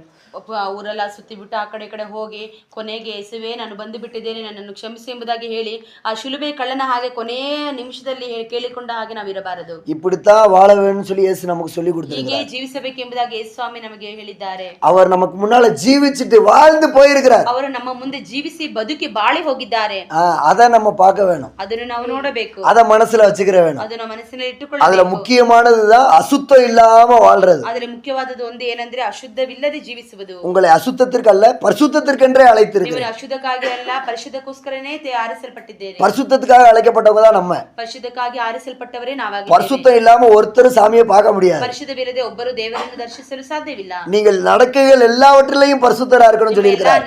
ನಡತೆಯಲ್ಲಿ ಪರಿಶುದ್ಧರಾಗಿರಬೇಕು. உட்கார்ந்தாலும் பரிசுத்தமா இருக்கணும், ಕೂತ್ಕೊಂಡರೂ ಪರಿಶುದ್ಧವಾಗಿರಬೇಕು, நடந்து போனாலும் பரிசுத்தமா இருக்கணும், ನಡೆದು ಹೋದರೂ நம்ம ಪರಿಶುದ್ಧವಾಗಿರಬೇಕು, பார்வை சைட் பரிசுத்தமா இருக்கணும், ನಮ್ಮ ಕಣ್ಣಿನ ದೃಷ್ಟಿಯಾದದ್ದು ಪರಿಶುದ್ಧವಾಗಿರಬೇಕು, நம்ம காதுல கேட்கிற வார்த்தைகள் இதெல்லாம் பரிசுத்தமா இருக்கணும், ಕೇಳುವಂತ ವಾರ್ತೆಗಳು ಪರಿಶುದ್ಧವಾಗಿರಬೇಕು, நம்ம வாயில இருந்து வர்ற வார்த்தைகள் பரிசுத்தமா இருக்கணும், ಬಾಯಿಂದ ಬರುವಂತ ಹೊರಡುವಂತ ಮಾತುಗಳು ಪರಿಶುದ್ಧವಾಗಿರಬೇಕು, நம்ம யோசிக்கிற நினைவுகள் பரிசுத்தமா இருக்கணும். ಪರಿಶುದ್ಧವಾಗಿರಬೇಕು. இருக்குதா? ಇದೆಯಾ? இருக்குதா? ಇದೆಯಾ? அதான் விஷயம். ಅದೇ ವಿಷಯ. அதான் அங்க சொல்லி இருக்குது, புறா அசுத்தத்துல உட்காராது. ಅದೇ ಇಲ್ಲಿ ಹೇಳಲ್ಪಟ್ಟಿದೆ, ಪಾರಿವಾಳವು ಅಶುದ್ಧದಲ್ಲಿ ಕೂತುಕೊಳ್ಳುವುದಿಲ್ಲ. பூமி முழுவதும் நோவா புறாவை வெளியே அனுப்பி விடுறாரு, அது பூமி முழுவதும் பார்த்தா எல்லாம் எலி செத்து கிடக்கு, பெருச்சாளி செத்து கிடக்கு, ஒரே அசுத்தமா இருக்குது, காக்கா நாய் குருவி அது இதுன்னு செத்து எல்லாம் மிதந்துகிட்டு இருக்குது. இந்த புறா போயிட்டு எங்கேயுமே கால் வச்சு உட்கார முடியல, அது திரும்பி பேழைக்குள்ள வந்துருச்சு. ನೋಹನು ಒಂದು ಪಾರಿವಾಳವನ್ನು ನಾವೆಯಿಂದ ಹೊರಗಡೆ ಬಿಡುತ್ತಾನೆ, ನೀರು ತಣ್ಣಗಾಗಿದೆ ಎಂಬುದಾಗಿ. ಆದರೆ ಆ ನೀರು ಹೊರಗಡೆ ಹೋಗಿ ನೋಡುವಾಗ ನೀರಿನಲ್ಲಿ ಬೇರೆ ಎಲ್ಲ ಅಶುದ್ಧವಾದ ಪ್ರಾಣಿಗಳು ಪಕ್ಷಿಗಳು ಹಾಗೆ ಸತ್ತು ಬಿದ್ದಿದೆ ಮತ್ತು ತಿರುಗಿ ನಾವೇ ಒಳಗಡೆ ಬಂದು ಬಿಟ್ಟಿತ್ತು. அதான் புறா கால் வச்சு உட்கார்றதுக்கு ஒரு இடம் இல்லை. ಅದೇ ಪಾರಿವಾಳವು ಕಾಲು ಇಟ್ಟು ವಿಶ್ರಮಿಸುವುದಕ್ಕೆ ಸ್ಥಳವಿಲ್ಲ. இந்த பூமியில நமக்கு ஒரு ரெஸ்ட் பிளேஸ் கிடையாது. ಈ ಭೂಮಿಲಿ ನಮಗೆ ವಿಶ್ರಾಂತಿ ಸ್ಥಳವಿಲ್ಲ. கொஞ்ச நேரம் காமெடி பார்க்கலாம்னு சொல்லி காமெடியில ரெஸ்ட் பண்ணக்கூடாது, உட்காரக்கூடாது. ಸಮಯ ಕಾಮಿಡಿ ನೋಡೋಣ ಎಂಬುದಾಗಿ ಕಾಮಿಡಿಯಲ್ಲಿ ನಾವು ಕೂತುಕೊಳ್ಳಬಾರದು. நமக்கு சுத்தி இருக்கிறவங்க நம்ம எல்லாம் காமெடி பண்ணுவாங்க, எல்லாம் ஜாலியா இருப்பாங்க. ನಮ್ಮ ಸುತ್ತಲಿರುವವರು ಕಾಮಿಡಿ ಮಾಡುತ್ತಾರೆ, ತುಂಬಾ ಸಂತೋಷವಾಗಿರುತ್ತಾರೆ. ஆனா நம்ம அதுல போய் ரெஸ்ட் பண்ணக்கூடாது, அதுல உட்காரக்கூடாது. ಆದರೆ ನಾವು ಅದರಲ್ಲಿ ಹೋಗಿ ಕೂತುಕೊಳ್ಳಬಾರದು. நமக்கு அதுல ஒரு சந்தோஷம் கிடையாது. ಅದರಲ್ಲಿ ಒಂದು ಸಂತೋಷವಿಲ್ಲ. நமக்கு சந்தோஷம் கொடுக்கிற ஒரே இடம் பிரேயர், ஏசப்பா மட்டும்தான். ನಮಗೆ ಸಂತೋಷ ಕೊಡುವ ಒಂದೇ ಒಂದು ಸ್ಥಳ ಪ್ರಾರ್ಥನಾಲಯ, ಯೇಸು ಸ್ವಾಮಿ ಮಾತ್ರವೇ. இங்க வரும்போது சந்தோஷம் இல்லாம என்ன பிரேயர், எப்ப பார்த்தாலும் பிரேயர் இப்படி இருந்துச்சுன்னா உங்களுக்குள்ள எப்பவுமே நிம்மதி இருக்காது. ಇಲ್ಲಿ ಬಂದಾಗ ಅಯ್ಯೋ ಯಾವಾಗ ನೋಡಿದರೂ ಪ್ರಾರ್ಥನೆನಾ ಎಂಬುದಾಗಿ ಈ ರೀತಿಯಾಗಿ ನಿಮ್ಮ ಮನಸ್ಸಿದ್ದರೆ ನಿಮಗೆ ಯಾವಾಗಲೂ ವಿಶ್ರಾಂತಿ ಸಿಗುವುದೇ ಇಲ್ಲ. எப்ப பாரு பிரேயரா, எப்ப பாரு பிரேயர், என்ன பண்ணாங்க பிரேயர் பண்ணி இப்படி சொல்ற ஒரு ஆளா நீங்க இருந்தா உன் வாழ்க்கையில எப்பவுமே நிம்மதி இருக்காது. ಯಾವಾಗ ನೋಡಿದರೂ ಪ್ರಾರ್ಥನೆ ಪ್ರಾರ್ಥನೆ ಪ್ರಾರ್ಥನೆ ಎಂಬುದಾಗಿ ನೆನೆಸಿಕೊಂಡು ನೀವು ಬರುವುದಾದ್ರೆ ಯಾವಾಗಲೂ ನಿಮಗೆ ವಿಶ್ರಾಂತಿ ನೆಮ್ಮದಿ ಇರುವುದಿಲ್ಲ. அதான் புறா அசுத்தத்துல உட்கார, நம்ம பரிசுத்தத்துல தான் உட்கார வேணும். ಪಾರಿವಾಳವು ಅಶುದ್ಧದಲ್ಲಿ ಕೂತುಕೊಳ್ಳುವುದಿಲ್ಲ, ಅದೇ ರೀತಿ ನಾವು ಪರಿಶುದ್ಧವಾಗಿ ಕಾಣಪಡಬೇಕು. ஆறாவது காரியம் போன வாரம் படிச்சோம். 6ನೇ ಕಾರ್ಯ ಹೋದ ವಾರ ಓದಿದ್ದೇವೆ. சொல்லுங்க பார்க்கலாம். ಹೇಳಿ ನೋಡೋಣ. ஆதிகாண்ட 8:11, ஆதியாகமம் 8வது அதிகாரம் 11வது வசனம். ಆದಿಕಾಂಡ 8ನೇ ಅಧ್ಯಾಯ 11ನೇ ವಾಕ್ಯ. புறா அதோடைய வாயில ஒரு ஒலிவ இலைய கொத்தி கொண்டு வந்துச்சான். ಪಾರಿವಾಳವು ಅದರ ಬಾಯಲ್ಲಿ ಎಣ್ಣೆ ಮರದ ಚಿಗುರನ್ನು ತೆಗೆದುಕೊಂಡು ಬಂದಿತಂತೆ. இது எதை வெளிப்படுத்துது? ಯಾವುದನ್ನು ಸೂಚಿಸುತ್ತದೆ? நம்ம வாயில மற்றவங்களுக்கு நம்பிக்கையை கொடுக்கக்கூடிய வார்த்தைகள் இருக்கணும். ನಮ್ಮ ಬಾಯಲ್ಲಿ ಮತ್ತೊಬ್ಬರಿಗೆ ನಂಬಿಕೆಯನ್ನು ಕೊಡುವಂತ ಮಾತುಗಳು ನಮಗೆ ಕಾಣಪಡಬೇಕು. நோவா இனிமே வெளியே போனா என்ன பண்ணிக்கலாம், தண்ணி வத்திருச்சு, இனி நீ வெளியே போனீங்கன்னா ஜீவனம் பண்ணி பொழைச்சிக்கலாம் அப்படிங்கிற நம்பிக்கை எப்படி வந்துச்சு நோவாவுக்குள்ளனா, இந்த புறாவோட வாயில ஒலிவ இலை இருந்துச்சு. ನೋಹನಿಗೆ ಒಂದು ನಂಬಿಕೆ ಬಂದಿದೆ. ಹೇಗೆಂದರೆ ಪಾರಿವಾಳ ನೀರೆಲ್ಲ ಬತ್ತಿ ಹೋದ ನಂತರ ಹೇಗಾದ್ರೂ ನಾವು ಜೀವನ ಮಾಡಬಹುದು ಎಂಬುದಾಗಿ ಒಂದು ನಂಬಿಕೆ ಬಂದಿದ್ದು ಪಾರಿವಾಳದ ಬಾಯಲ್ಲಿರುವಂತಹ ಎಣ್ಣೆ ಮರದ ಚಿಗುರನ್ನು ನೋಡಿ ನಂಬಿಕೆ ಬಂದಿತ್ತು. பூமியில தண்ணி குறைஞ்சு போயிடுச்சுங்கிறது நோவா தெரிஞ்சுக்கிட்டார். ಭೂಮಿಯಲ್ಲಿ ನೀರು ಬತ್ತಿ ಹೋಗಿದೆ ಎಂಬುದಾಗಿ ನೋಹನು ತಿಳಿದುಕೊಂಡನು. கர்த்தருக்கு ஸ்தோத்திரம். ಕರ್ತನಿಗೆ ಸ್ತೋತ್ರ.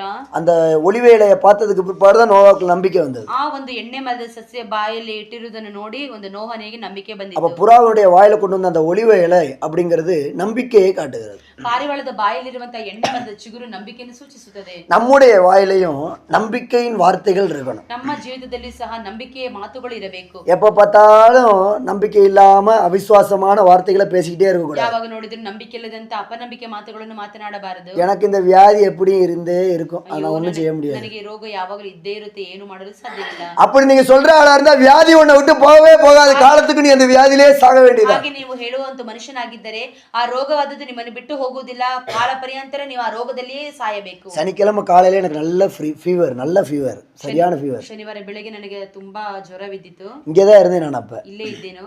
சனிக்கிழமை ஃபுல்லா அந்த பசங்களை மேய்ச்சிட்டு இங்கே தான் இருந்தேன். ಶನಿವಾರ ಬೆಳಗ್ಗೆ ಪೂರ್ತಿ ನಾನು ಇಲ್ಲೇ ಮಕ್ಕಳನ್ನು ಮೇಯಿಸಿ ಇಲ್ಲೇ ಇದ್ದೇನು. இங்கே இருந்து முடி வெட்ட போனேன், ஹேர் கட்டிங் பண்ண போனேன். அங்கே போனால் அங்கேயும் ஃபீவர் பயங்கரமாக இருந்துச்சு. ಇಲ್ಲಿ ಹೋಗಿ ನಾನು ಕೂದಲನ್ನು ಕಟ್ ಮಾಡಲು ಹೋದೆನು. ಅಲ್ಲಿ ನೋಡಿದರೂ ತುಂಬಾ ಜ್ವರವಿದ್ದಿತ್ತು. அன்னைக்கு ஃபாஸ்டிங் வேற இருந்தேன் நான். ಅವತ್ತು ನಾನು ಉಪವಾಸವಿದ್ದೇನು. அப்படியே இருந்துட்டு ஜெயாமா மதியானம் ஒரு காஃபி கொடுத்தாங்க, குடிச்சிட்டு சரி நான் போகிறேம்மா அப்படின்னு சொல்லிட்டு போய் முடி வெட்டிட்டு அப்படியே போய் சுடுதண்ணில் குளிச்சுட்டு திரும்ப வந்தேன். ஜுரம் விடலை, ஜுரம் அப்படியே இருந்துச்சு. மறுபடியும் 4:30 மணிக்கு வந்துட்டு இந்த பசங்களாம் திரும்பவும் படுக்க வச்சுட்டு திரும்ப போனேன். ಜಯಮ್ಮ ನನಗೆ ಕಾಫಿ ಕೊಟ್ಟರು. ಹಾಗೆ ನಾನು ತಿರುಗಿ ಮನೆಗೆ ಹೋದೆನು. ನಂತರ ತಿರುಗಿ 4:15 ಮಕ್ಕಳನ್ನೆಲ್ಲ ಮಲಗಿಸಿ ಬಿಟ್ಟು ಮತ್ತೆ ಹೋದೆನು. அங்கே போனால் அக்கா வீட்டில் ப்ரேயர். ಅಲ್ಲಿ ಹೋದ್ರೆ ಅಕ್ಕ ಮನೇಲಿ ಪ್ರಾರ್ಥನೆ. அங்கே பார்த்தீங்கன்னா அன்னைக்கு வந்து என்ன ஆயிடுச்சு, எப்போவுமே போனால் ஒரே ப்ரேயர் தான் இருக்கும். நான் போன இந்த வட்டம் போனப்போ 2 ப்ரேயர் ஆகிப்போச்சு. ஜனங்க நிறைய வந்துட்டாங்க. ಯಾವಾಗಲೂ ಒಂದೇ ಒಂದು ಪ್ರಾರ್ಥನೆ ಇರುತ್ತದೆ. ಇವಾಗ ನೋಡಿದ್ರೆ 2 ಪ್ರಾರ್ಥನೆ ನಡೆಸಲ್ಪಟ್ಟ ಜನರು ಅಧಿಕವಾಗಿ ಬಂದರು. ஜனங்க நிறைய வந்துட்டாங்க, 2 ப்ரேயர். ಜನರು ಅಧಿಕವಾಗಿ ಬಂದರು ಎಂಬುದಾಗಿ 2 ಪ್ರಾರ್ಥನೆ ಇಟ್ಟರು. ஃபர்ஸ்ட் ஒரு குரூப்பை உள்ள வர வச்சு அவங்களுக்கு வசி பண்ணி வாக்கியெல்லாம் கொடுத்து முடிச்சு ஜோம் பண்ணி அவங்கள அனுப்பிவிட்டு ಫಸ್ಟ್ ಒಂದು ಗುಂಪಿನ ಜನರನ್ನು ಹಾಡು ಹೇಳಿ ವರ್ಷಪ್ ಮಾಡಿ ಅವರನ್ನು ಪ್ರಾರ್ಥನೆ ಮಾಡಿ ಕಳುಹಿಸಿದ ನಂತರ மறுபடியும் அடுத்த ஒரு குரூப் வந்தாங்க. அவங்களுக்கும் அதே மாதிரி வர்ஷிப் பண்ணி வாக்கியெல்லாம் கொடுத்து அவங்களுக்கு ஜோம் பண்ணி அவங்களே அனுப்பி. ನಂತರ ಇನ್ನೊಂದು ಗುಂಪು ಜನರು ಬಂದರು. ಅವರಿಗೆ ವರ್ಷಪ್ ಮಾಡಿ ಹಾಡುಗಳನ್ನು ಹೇಳಿ ವಾಕ್ಯವನ್ನು ಕೊಟ್ಟು ಅವರನ್ನು ಕಳಿಸಿದೆ. எல்லாம் முடிஞ்சு அக்கா வீட்டிலேருந்து நான் கிளம்பும்போது நைட் 9:30. ಅಕ್ಕ ಮನೇಲಿ ಎಲ್ಲವನ್ನು ಮುಗಿಸಿಕೊಂಡು ನಾನು ಹೊರಡುವಾಗ ರಾತ್ರಿ 9:30. அப்படியே நேராக HL போனேன். ಹಾಗೆ ನಾನು HL ಹೋದೆನು. நைட் ப்ரேயர், ನೈಟ್ ಪ್ರಾರ್ಥನೆ 10 to 12, 12:15. 10 ಗಂಟೆಯಿಂದ 12 ಗಂಟೆವರೆಗೆ, 12:15 வரைக்கும். 12:15 ஃபீவர் விடுற மாதிரி இல்லை. ಜ್ವರ ಬಿಡುವ ರೀತಿಯಲ್ಲಿ ಇಲ್ಲ. நானும் ஃபீவரை விடுற மாதிரி இல்லை. ನಾನು ಜ್ವರವನ್ನು ಬಿಡುವ ರೀತಿ. இன்னைக்கு ஃபீவர் ஜெயிக்குதா நம்ம ஜெயிக்குதான் பார்க்கணும்னு சொல்லிட்டு தான் போனேன் நான் சவாலோட. ಇವತ್ತು ಜ್ವರ ನಮ್ಮನ್ನು ಬಿಡುತ್ತದ ಇಲ್ಲಿ ನಾನು ಜ್ವರವನ್ನು ಬಿಡುತ್ತೇನೆ ಎಂಬುದಾಗಿ ನಾನು ಸವಾಲೊಂದಿಗೆ ಹೋದೆನು. அப்படியே போய் நைட் ப்ரேயர் முடிச்சேன் நான். ಹಾಗೆ ಹೋಗಿ ನಾನು ರಾತ್ರಿ ಪ್ರಾರ್ಥನೆಯನ್ನು ಮುಗಿಸಿದೆನು. அங்கே ப்ரேயர் முடிச்சுட்டு அங்கேருந்து 12:15 கிளம்பி வீட்டுக்கு வந்தேன். ಅಲ್ಲಿ ನಾನು 12:15 ಹೊರಟು ಮನೆಗೆ வீட்டுக்கு வந்தேன். வீட்டுக்கு வரும்போது 1:30 மணி. ಮನೆಗೆ ಬರುವಾಗ 1:30. மறுபடியும் படுத்து எந்திரிச்சு மார்னிங் ஒரு 5:15 5:15 எந்திரிச்சு திரும்ப ரெடியாகி இங்கே காலைல ஆராதனைக்கு வந்தேன். ನಂತರ ಬೆಳಿಗ್ಗೆ 5:15 ಎದ್ದು ರೆಡಿಯಾಗಿ ಇಲ್ಲಿ ಆರಾಧನೆಗೆ ಬಂದೆನು.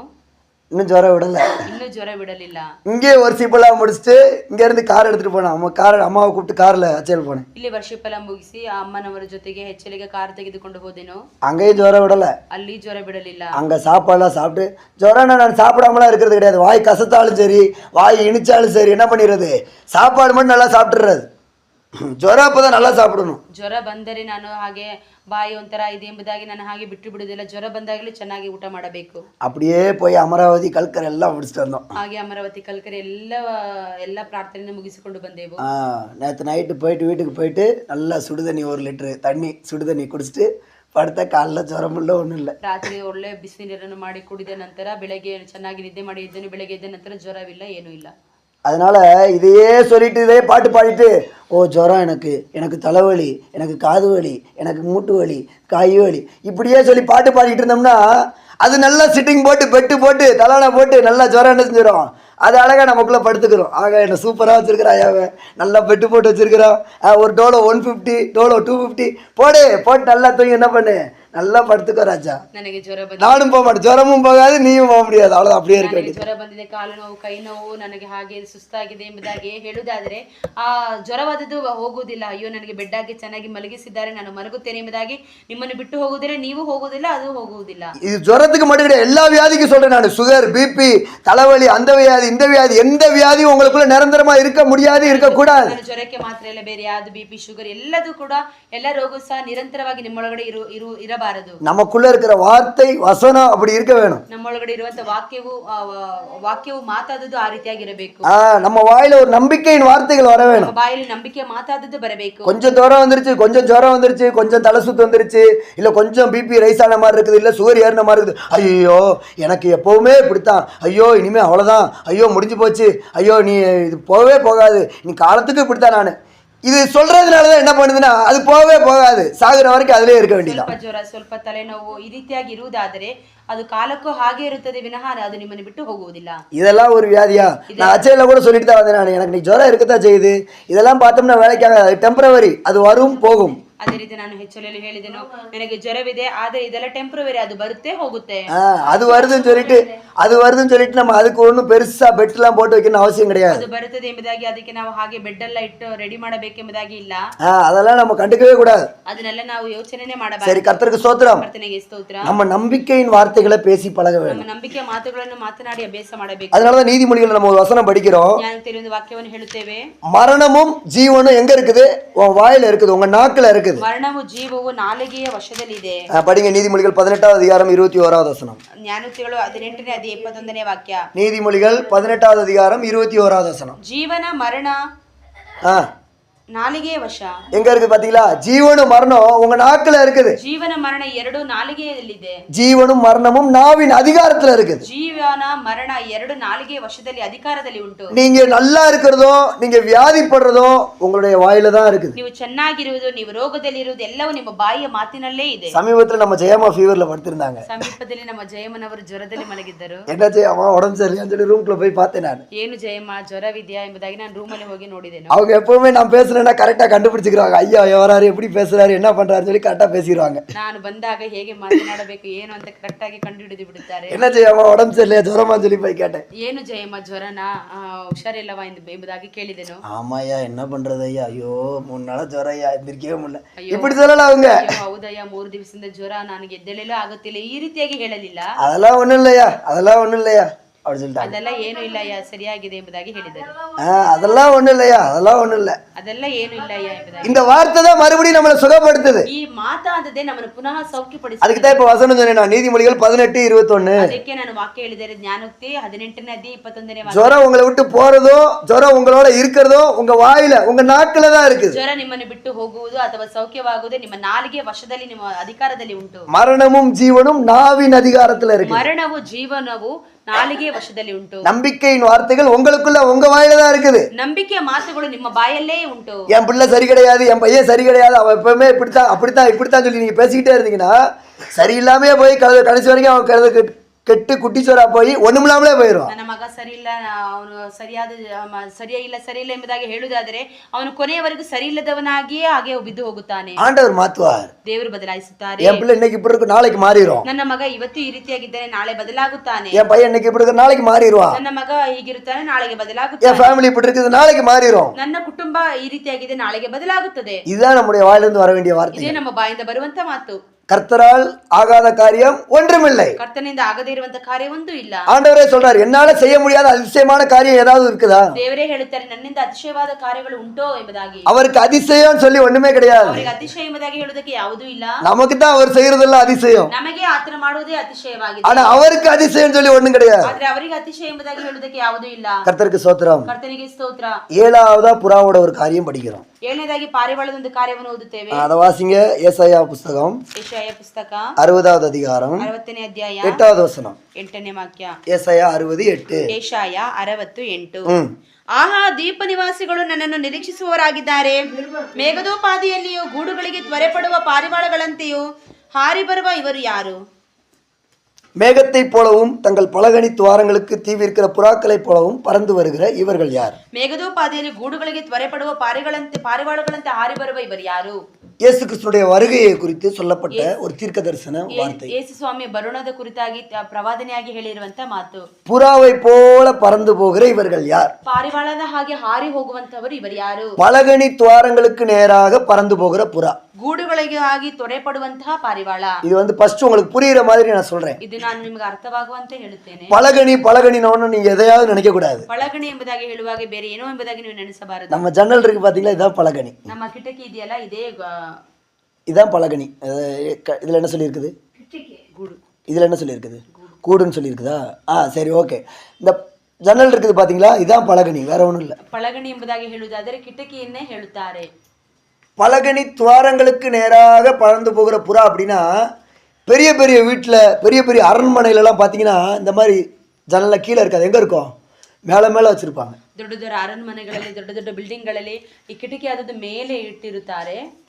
செகண்ட் ஃப்ளோர், தேர்ட் ஃப்ளோர்லாம் போகும்போது அப்போ என்ன பண்ணிடுவாங்க, அரண்மனையிலே எடுத்துக்கோங்களேன், கீழெல்லாம் ஜன்னல் இருக்காது, எங்கே தான் இருக்குல்ல, எல்லாம் மேலே மேலே தான் இருக்கும். ಅರಣ್ಮನೆಗಳಲ್ಲೆಲ್ಲ ಎಲ್ಲದೂ ಆ ಕಿಟಕಿ ಆದದ್ದು ಮೇಲ್ಗಡೆ ಇರುತ್ತದೆ. அப்போ இந்த புறா என்ன பண்ணும் அப்படின்னா, இந்த செல்ஃபுக்கு இந்த ஜன்னலுக்கு வெளியே ஒரு ஸ்லாப் ஒன்று வச்சுருப்போம், அது மேலே தான் வந்து புறா என்ன பண்ணும், பெரிய பெரிய வீடுகள்லாம் அதில் தான் வந்து உட்காரும், அங்கே தான் வந்து கூடு ಈ கட்டும். ಪಾರಿವಾಳವಾದದ್ದು ಕಿಟಕಿಯ ಹಿಂದುಗಡೆ ಒಂದು ಸ್ಲ್ಯಾಬ್ ಹಾಕಿರುತ್ತಾರೆ, ಅದರಲ್ಲಿಯೇ ಗೂಡು ಕಟ್ಟುತ್ತದೆ, ಅದರಲ್ಲೇ ಬಂದು ಕೂತುಕೊಳ್ಳುತ್ತದೆ. அதனால தான் இதில் தமிழில் வந்து அதை மறைச்சு எழுதியிருக்கிறாங்க, பலகனி துவாரங்களுக்கு அந்த கேப்புக்கு நேராக பறந்து போய் உட்கார்ற புறா அப்படின்னு சொல்லி எழுதியிருக்கிறாங்க. ಪಾರಿವಾಳದಲ್ಲಿ ಹೇಳಿದೆ ಕಿಟಕಿಯಲ್ಲಿ ಇರುವಂತ ಅಲ್ಲಿ ತಂಗುವಂತ ಅದಕ್ಕೆ ನೇರವಾಗಿ ಹಾರಿ ಬರುವಂತ ಪಾರಿವಾಳ ಎಂಬುದಾಗಿ ಹೇಳಲ್ಪಟ್ಟಿದೆ. ஆனா இதுல கன்னடத்துல தெளிவாவே எழுதியிருக்கிறாங்க, தன்னுடைய கூடு எங்க இருக்குதோ கூட்டை நோக்கி பறந்து போகிற புறா. ಪಾರಿವಾಳದಲ್ಲಿ ಕನ್ನಡದಲ್ಲಿ ಸ್ಪಷ್ಟವಾಗಿ ಹೇಳಲ್ಪಟ್ಟಿದೆ, ತನ್ನ ಗೂಡನ್ನು ನೋಡಿ ತ್ವರೆ ಪಡುವಂತ ಪಾರಿವಾಳ. நம்ம கூடு எங்க இருக்குது? ನಮ್ಮ ಗೂಡು ಎಲ್ಲಿದೆ? எங்க இருக்குது? ಎಲ್ಲಿದೆ?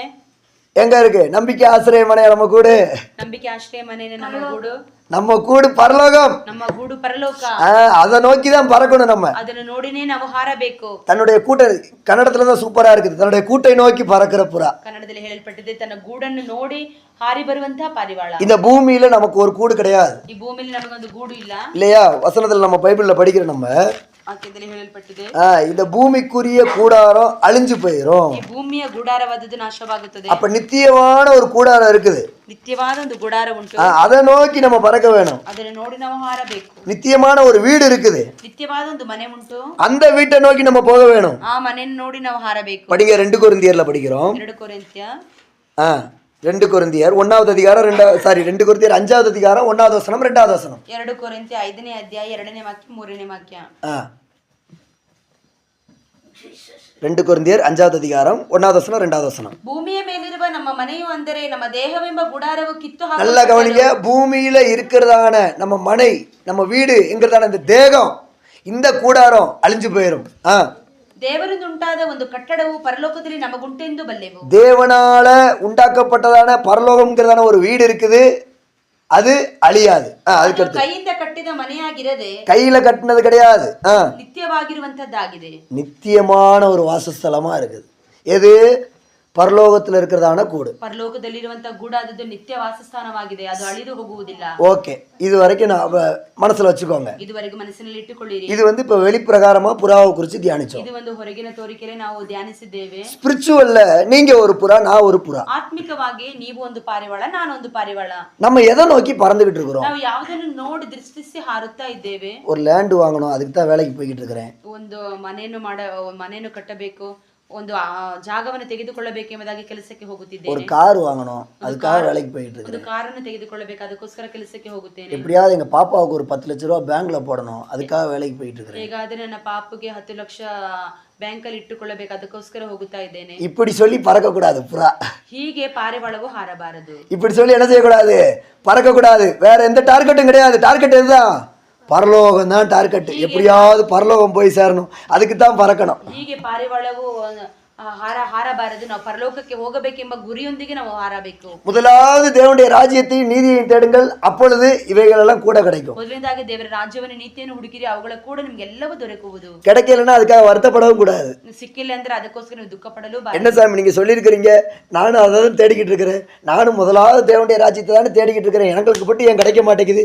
நாங்கள் மட்டும் வரிசையை கேட்டுக்கிட்டே இருக்கிறோமே, இப்போ ஒரு 10 லட்ச ரூபா கொடுங்க கேட்டுக்கிட்டு இருக்கிறோம், ஒரு வீடு கேட்டுக்கிட்டு இருக்கிறோம், அது கேட்குறோம், இது கேட்குறோம், எங்களுக்கு மட்டும் ஏன் கொடுக்கவே மாட்டேங்கிறீங்க? ಏಸಪ್ಪ? ಏನು ಸ್ವಾಮಿ, ನಾವು ದೇವ ರಾಜ್ಯವನ್ನು ನೀತಿಯನ್ನು ಹುಡುಕುತ್ತಾ ಇದ್ದೇನೆ, ಯಾಕೆ ನನಗೆ ಒಂದು 10 ಲಕ್ಷಕ್ಕೋಸ್ಕರ ಎದುರು ನೋಡ್ತಾ ಇದ್ದೇನೆ, ಯಾಕೆ ನನಗೆ ಸಿಕ್ಕುವುದಿಲ್ಲ ಸ್ವಾಮಿ ಎಂಬುದಾಗಿ ನೀವು ಕೇಳಬಾರದು. அப்ப நீ டார்கெட் வச்சு எங்க வச்சிருக்கிற? 10 லட்சம் மேல டார்கெட் வச்சு ஏசப்பாவை பிடிச்சிட்டு இருக்கிற. ಹಾಗೆ ನಿನ್ನ ಗುರಿಯಾದದ್ದು 10 ಲಕ್ಷದ ಮೇಲೆ ಇಟ್ಟು ನೀನು ಯೇಸು ಸ್ವಾಮಿಯನ್ನು ಹಿಡಿದುಕೊಂಡಿದ್ದೀಯಾ. ஒரு இடம் வாங்கணும்னு சொல்லி மைண்ட்ல வச்சுக்கிட்டு சர்ச்சுக்கு வந்துகிட்டு இருக்கிறோம். ಒಂದು ಜಾಗವನ್ನು ಖರೀದಿ ಮಾಡಬೇಕೆಂಬುದಾಗಿ ಮನಸ್ಸಲ್ಲಿ ಇಟ್ಟುಕೊಂಡು ನೀನು ಚರ್ಚಿಗೆ ಬರುತ್ತಿದ್ದೀಯಾ. இல்ல நான் சர்ச்சுக்கு வந்தேன்னா இடம் வாங்கிடலாம்னு சொல்லி இருக்காங்க. ಚರ್ಚಿಗೆ ಬಂದರೆ ಜಾಗ ತೆಗೆದುಕೊಳ್ಳಬೇಕೆಂಬುದಾಗಿ ಹೇಳಿದ್ದಾರೆ. சில சொல்றாங்க பாத்தீங்களா, எதுக்காக சர்ச்சுக்கு வரீங்க?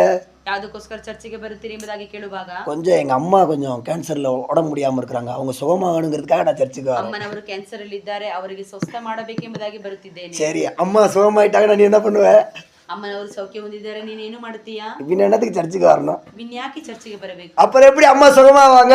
ಹೇಗೆ ಅಮ್ಮ ಸೌಖ್ಯ ಹೊಂದುತ್ತಾರೆ? சுகமாக மாட்டாங்க. ಸೌಖ್ಯವಾಗುವುದಿಲ್ಲ. நீ அம்மா சுகமா இருக்காங்கல்ல, அம்மாவும் நீயும் பரலோகம் வரணுங்கிறதுக்காக நீ சர்ச்சுக்கு வா. ಅಮ್ಮ ಸೌಖ್ಯ ಹೊಂದುವುದಕ್ಕೋಸ್ಕರ ಅಲ್ಲ, ಅಮ್ಮನು ನೀನು ಪರಲೋಕಕ್ಕೆ ಸೇರಬೇಕೆಂಬುದಾಗಿ ನೀನು ನೆನೆಸುತ್ತಾದ್ರೆ ನೀನು ಚರ್ಚಿಗೆ ಬಾ.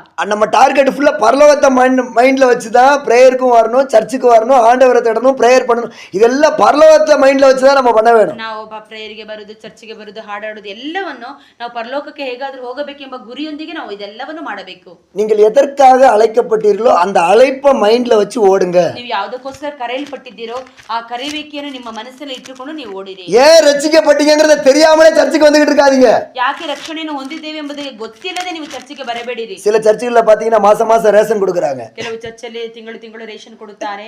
அன்னைக்கு மட்டும் கூட்டம் அதிகமா இருக்கும். ಅವತ್ತು ಮಾತ್ರ ಗುಂಪು ಅಧಿಕವಾಗಿರುತ್ತೆ. என்ன விசேஷம் கடமை இன்னைக்கு ரேஷன் கொடுக்கறாங்க. ಏನು ವಿಶೇಷ ಅಂದ್ರೆ ಇವತ್ತು ರೇಷನ್ ಕೊಡುತ್ತಾರೆ. அது என்ன ரேஷன் கடையா? ಅದೇ ರೇಷನ್ ಅಂಗಡಿನ. அந்த மாதிரி ஆயிப்போச்சு சர்ச் இப்ப. ಚರ್ಚ್ ಈಗ ಆ ರೀತಿಯಾಗಿ ಆಗಿ ಹೋಯಿತು. ஏன் நீங்க அந்த சர்ச்சுக்கு நல்லா போய்கிட்டு இருந்தீங்களே, ஏன் இப்ப திடீர்னு அந்த சர்ச்சுக்கு போறதில்ல, இந்த சர்ச்சுக்கு போறீங்க? ಆ ಚರ್ಚಿಗೆ ಹೋಗುತ್ತಿದ್ದೀರಲ್ಲ, ದಿಢೀರ್ ಎಂಬುದಾಗಿ ಈ ಚರ್ಚಿಗೆ ಬಂದಿದ್ದೀರಲ್ಲ, ಯಾಕೆ? இல்ல அந்த சர்ச்சில் ஒண்ணும் கொடுக்க மாட்டேங்கிறாங்க. ಆ ಚರ್ಚಲ್ಲಿ ಏನು ಕೊಡುವುದಿಲ್ಲ. இங்க போனோம்னா ரேஷன் கொடுக்கறாங்க. ಇಲ್ಲಿ ಹೋದರೆ ರೇಷನ್ ಸಿಗುತ್ತದೆ. இவங்கெல்லாம் எதுக்கு ஓடிக்கிட்டு இருக்காங்க சொல்லுங்க? ಇದರಲ್ಲಿ ಯಾವುದಕ್ಕಾಗಿ ಓಡುತ್ತಿದ್ದಾರೆ? ரேஷனை பார்த்து ஓடிக்கிட்டு இருக்காங்க. ರೇಷನ್ ನೋಡಿ ಓಡುತ್ತಿದ್ದಾರೆ. அவங்கள பார்த்து பைபிள் என்ன சொல்லுது தெரியுமா? ನೋಡಿ ಬೈಬಲ್ ಏನು ಹೇಳುತ್ತೆ ಗೊತ್ತಾ? படிங்க பார்க்கலாம். 1 கொரிந்தியர் 15வது அதிகாரத்துல 1 ಕೊರಿಂಥ 15ನೇ ಅಧ್ಯಾಯದಲ್ಲಿ ಓದಿರಿ. இந்த பூமியில ரேஷன் கிடைக்குதுன்னு சொல்லி ஒருத்தன் சர்ச்சுக்கு போனா அப்படின்னா அவன் ரொம்ப பரிதபிக்கப்பட்டவன்னா எப்படி சொல்றது, பரிதபிக்கப்பட்டவனா அவனுக்குன்னு ஹெல்ப் பண்றவங்க அவனுடைய கஷ்டத்துல யாருமே வர மாட்டாங்க, அவன் தனியா நிக்க வேண்டியதான். ಒಂದು ಮನುಷ್ಯನ ರೇಷನ್ಗೋಸ್ಕರ ಚರ್ಚಿಗೆ ಬರುವುದಾದರೆ ಅವನು ಪರಿತಪಿಸುವಂತ ಸ್ಥಿತಿ ಬರುತ್ತದೆ. ಕಷ್ಟದ ಸಮಸ್ಯೆಯಲ್ಲಿ ಅವನು ಒಬ್ಬನೇ ನಿಲ್ಲಬೇಕು, ಅವನಿಗೆ ಸಹಾಯ ಮಾಡುವವರು ಯಾರೂ ಇರುವುದಿಲ್ಲ. 1 கொரிந்தியர் 15:19. 1 ಕೊರಿಂಥ 15:19.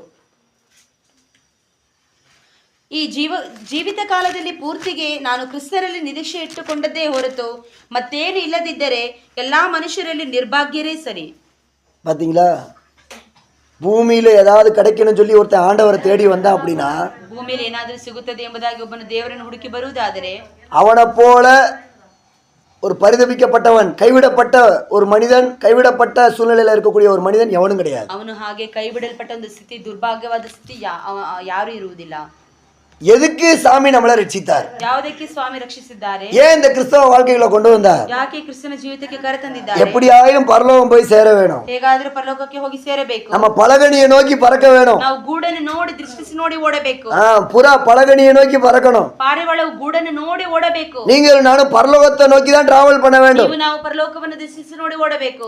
பவுல் சொல்றாரு, ஏசப்பா என்னை எதுக்கு கை பிடிச்சாரோ அந்த அவருடைய நோக்கம் நிறைவேறணுமே, எனக்கு அவருடைய நோக்கம் எப்படியாவது எனக்குள்ள நிறைவேறணும். ಪೌಲನು ಹೇಳುತ್ತಾನೆ, ಯೇಸುಸ್ವಾಮಿ ನನ್ನನ್ನು ಹೇಗೆ ಕೈ ಹಿಡಿದಿದ್ದಾರೋ ಅವರ ಉದ್ದೇಶವಾದದ್ದು ನನ್ನಲ್ಲಿ ನೆರವೇರಬೇಕು. அதுக்கு நான் ஆசையா போய்கிட்டு இருக்கிறேன். ಅದಕ್ಕೆ ನಾನು ಆಸೆಯಾಗಿ ಹೋಗುತ್ತಿದ್ದೇನೆ. நம்ம எதுக்காக ஆசையா போய்கிட்டு இருக்கிறோம்? ಯಾವುದಕ್ಕೋಸ್ಕರ ಆಸೆಯಾಗಿ ಓಡುತ್ತಿದ್ದೇವೆ? சொல்லுங்க, நீங்களே எதுக்காக ஆசையா போய்கிட்டு இருக்கீங்க? ಯಾವುದಕ್ಕೋಸ್ಕರ ಆಸೆಯಾಗಿ ಓಡುತ್ತಿದ್ದೀರಾ? எதை டார்கெட்டா வச்சிருக்கீங்க? ಯಾವುದನ್ನು ಗುರಿ ಇಟ್ಟು ಓಡುತ್ತಿದ್ದೀರಾ? எது? ಯಾವುದು? எங்க பரலோகத்தை நான் டார்கெட்டா வச்சிருக்கிறேன்னு சொல்றவங்க எல்லாம் கைகளை உயர்த்தி ஒரு அல்லேலூயா சொல்லுவோம். ஏக சத்தம் ரொம்ப கம்மியா இருக்கு. அல்லேலூயா. பரலோகம் தான் நம்முடைய டார்கெட். ಪರಲೋಕವೇ ನಮ್ಮ ಗುರಿ. படிங்க வசனம், பிலிப்பியர் 3வது அதிகாரம் 12வது வசனம். பிலிப்ப 3ನೇ ಅಧ್ಯಾಯ 12ನೇ ವಾಕ್ಯ. சாமி நான் காருக்காக வந்தேன், எனக்கு கார் கிடைச்சிருச்சு போதும் அப்படின்னு சொல்லக்கூடாது. ನಾನು ಕಾರಿಗೋಸ್ಕರ ಬಂದಿದ್ದೇನೆ, ಕಾರು ಸಿಕ್ಕಿದರೆ ಸಾಕು. எனக்கு வேலை கிடைக்கிறதுக்காக நான் சர்ச்சுக்கு வந்தேன், எனக்கு வேலை கிடைச்சிருச்சு சோத்திரம் அப்படின்னு சொல்லக்கூடாது. ನಾನು ಕೆಲಸಕ್ಕೋಸ್ಕರ ಬಂದಿದ್ದೇನೆ, ಕೆಲಸ ಸಿಕ್ಕಿದರೆ ಸಾಕು ಎಂಬುದಾಗಿ ಚರ್ಚಿಗೆ ಬರಬಾರದು. இல்ல கொஞ்சம் பைபிள் நாலேஜ் தெரிஞ்சுக்கணுங்கிறதுக்காக நான் சர்ச்சுக்கு வந்தேன், எனக்கு தெரிஞ்சுக்கிருச்சு போதும் அப்படின்னு சொல்லக்கூடாது. ಬೈಬಲಿನ ಜ್ಞಾನ ಸ್ವಲ್ಪ ಬೇಕಾಗಿತ್ತು, ಬೈಬಲ್ ಜ್ಞಾನ ಸಿಕ್ಕಿದರೆ ಸಾಕು ಎಂಬುದಾಗಿ ಬರಬಾರದು.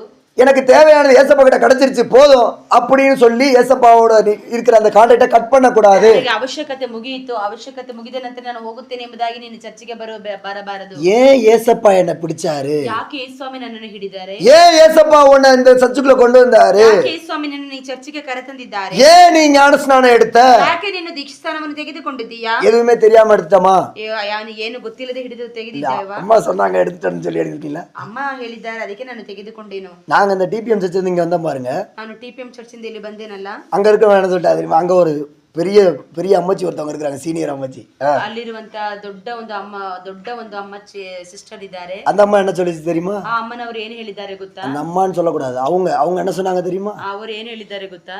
ஏன்னா அவங்க ஏறக்குறைய ஒரு 45 வருடம், 20 வயசு 19 வயசு 20 வயசுல ஊழியத்துக்கு ஒரு 45 வருஷம் 46 வருஷம் அவங்க ஊழியம் பண்ணிக்கிட்டு இருக்கிறாங்க. 19-20 ವಯಸ್ಸಲ್ಲಿ ಅವರು ಸೇವೆಗೋಸ್ಕರ ಬಂದು ಈಗ ಹೆಚ್ಚು ಕಮ್ಮಿ 40-45 ವರ್ಷ ಅವರು ಸೇವೆ ಮಾಡಿದ್ದಾರೆ. திருமணம் இல்லாம கர்த்தருக்காக ஊழியம் பண்றாங்க. ಮದುವೆ ಆಗದೆ ಕರ್ತನಿಗೋಸ್ಕರ ಸೇವೆ ಮಾಡುತ್ತಾ ಇದ್ದಾರೆ. குடும்பத்தை விட்டு அப்பா அம்மாவை விட்டு சொத்து சுகம் எல்லாத்தையும் விட்டு கர்த்தருக்காக ஊழியம் பண்ணிட்டு இருக்கிறாங்க. ಕುಟುಂಬವನ್ನು ಬಿಟ್ಟು ಅಪ್ಪ ಅಮ್ಮನವರನ್ನು ಬಿಟ್ಟು ಸೊತ್ತು ಆಸ್ತಿ ಎಲ್ಲವನ್ನು ಬಿಟ್ಟು ಕರ್ತನಿಗೋಸ್ಕರ ಸೇವೆಗೆ ಬಂದಿದ್ದಾರೆ. அப்ப அந்த அம்மா சொன்னது என்ன தெரியுமா? ಅಮ್ಮನವರು ಏನು ಹೇಳಿದ್ದಾರೆ ಗೊತ್ತಾ? இமானுவேலுக்கு இங்க டிபிஎம்ல ஊழியம் கொடுக்க மாட்டேங்கிறோன்னு சொல்லிட்டு என்ன பண்ணிட்டா, வெளியே போயிட்டான்னு சொல்லிட்டாங்க. ಇಮಾನುವೇಲಿಗೆ ನಮ್ಮ ಟಿಪಿಎಂ ಅಲ್ಲಿ ಸೇವೆ ಕೊಡುವುದಿಲ್ಲ ಎಂಬುದಾಗಿ ಹೇಳಿನೇ ಅವನು ಹೊರಗಡೆ ಹೋದನು ಎಂಬುದಾಗಿ ಹೇಳಿಬಿಟ್ಟು. எனக்கு நான் டிபிஎம்ல இருக்கிற வரைக்கும் எனக்கு ஊழியம் கொடுக்காம இல்லை, அங்கேயும் சண்டே ஸ்கூல் ஊழியம் கொடுக்கதான் செஞ்சாங்க. ಟಿಪಿಎಂ ಅಲ್ಲಿ ಇರುವವರೆಗೂ ಸೇವೆ ಕೊಡದೇ ಇಲ್ಲ, ಅಲ್ಲಿ ಸೇವೆ ಕೊಟ್ಟರು. எனக்கு என்னன்னா இன்னும் ஆண்டவருக்காக பிரயாசப்பட வேணும் அப்படிங்கிற ஒரு ஆசை எனக்கு. ಇನ್ನು ನಾನು ದೇವರಿಗೋಸ್ಕರ ಪ್ರಯಾಸ ಪಡಬೇಕೆಂಬುದಂತ ಒಂದು ಆಸೆ ನನಗೆ ಉಂಟು. இப்ப இங்கேயுமே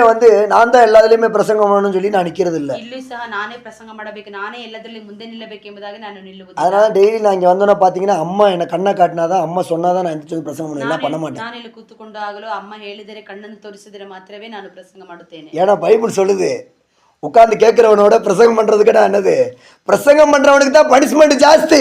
ಕೂತುಕೊಂಡು ಬೈಬಲ್ ಏನು ಹೇಳುತ್ತದೆ ಅಂದ್ರೆ, ಕೂತುಕೊಂಡು ವಾಕ್ಯವನ್ನು ಕೇಳುವುದಕ್ಕಿಂತಲೂ ಇಲ್ಲಿ ನಿಂತುಕೊಂಡು ಪ್ರಸಂಗ ಮಾಡುವವನಿಗೆ ದಂಡನೆ ಅಧಿಕವಾಗಿದೆ. அதனாலதான் பவுல் சொன்னாரு, உங்கள நிறைய பேர் என்ன செஞ்சிடாதீங்க, போதகராயிராதீங்க வேண்டாம்னு சொன்னாரு. ಆದ್ದರಿಂದ ಪೌಲನು ಹೇಳಿದ, ನಿಮ್ಮಲ್ಲಿ ಅನೇಕರು ಬೋಧಕರಾಗಬೇಡಿರಿ ಎಂಬುದಾಗಿ ಹೇಳಿದ್ದಾರೆ.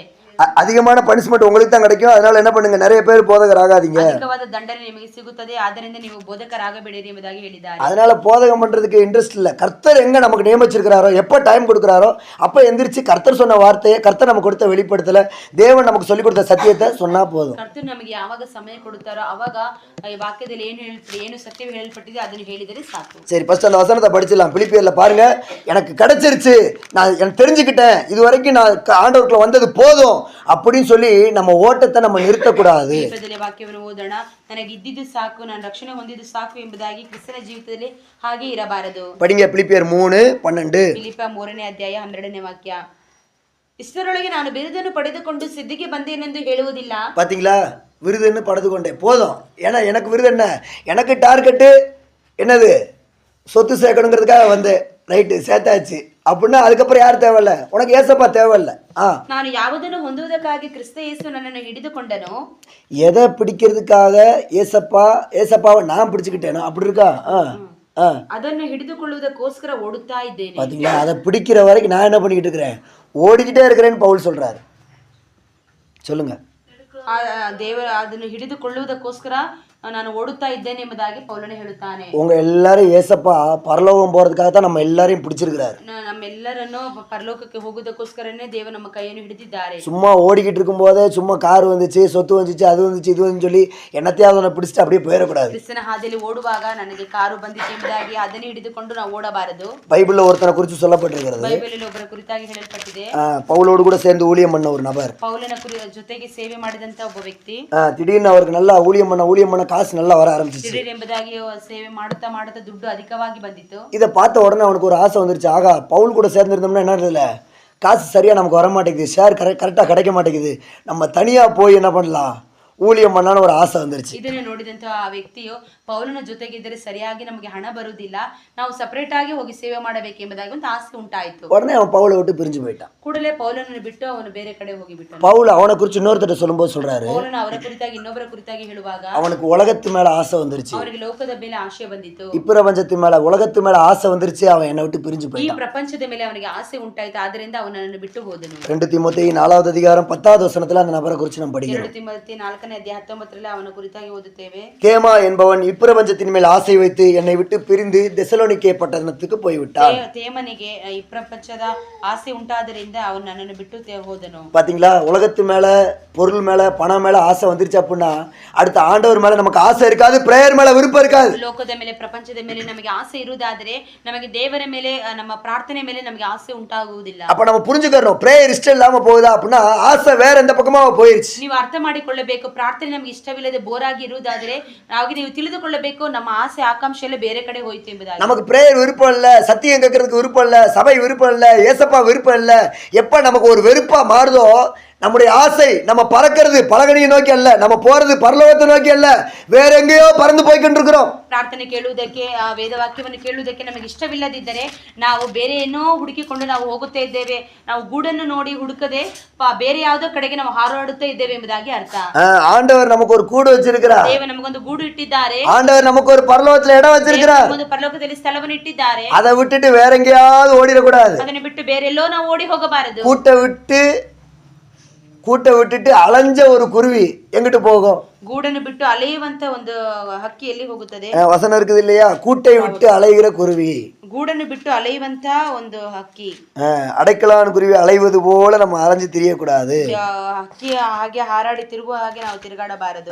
கூட்டை விட்டு அலைகிற குருவி போல நம்ம ஆயிடக்கூடாது. ಗೂಡನ್ನು ಬಿಟ್ಟು ತಿರುಗುವ ಹಕ್ಕಿಯಾಗಿ ನಾವು ಕಾಣಪಡಬಾರದು. குருவி கூட்டை விட்டு வெளியே போச்சுன்னா வேற எவனாவது அடிச்சு சாப்பிட்டு போயிடும். ಹಕ್ಕಿ ಆದದ್ದು ಗೂಡನ್ನು ಬಿಟ್ಟು ತಿರುಗುವುದಾದ್ರೆ ಬೇರೆ ಯಾರೋ ಹೊಡೆದು ತಿಂದು ಬಿಡುತ್ತಾರೆ. நம்மள அடிக்கிறதுக்கு சாத்தா ரெடியா பாத்துக்கிட்டே இருக்கிறான். ಅವನು ಹೊಡೆಯುವುದಕ್ಕೆ ಸೈತಾನನ್ನು ಗುರಿಯಿಟ್ಟು ನೋಡುತ್ತಾ ಇದ್ದಾನೆ. கரெக்டா கூட்ட நோக்கி பறந்து போயிட்டே இருக்கணும். ಗೂಡನ್ನು ನೋಡಿ ಕರೆಕ್ಟ್ ಆಗಿ ಹುಡುಕಿಕೊಂಡು ಹೋಗಬೇಕು. 27 ಜ್ಞಾನೋಕ್ತಿ 27:8.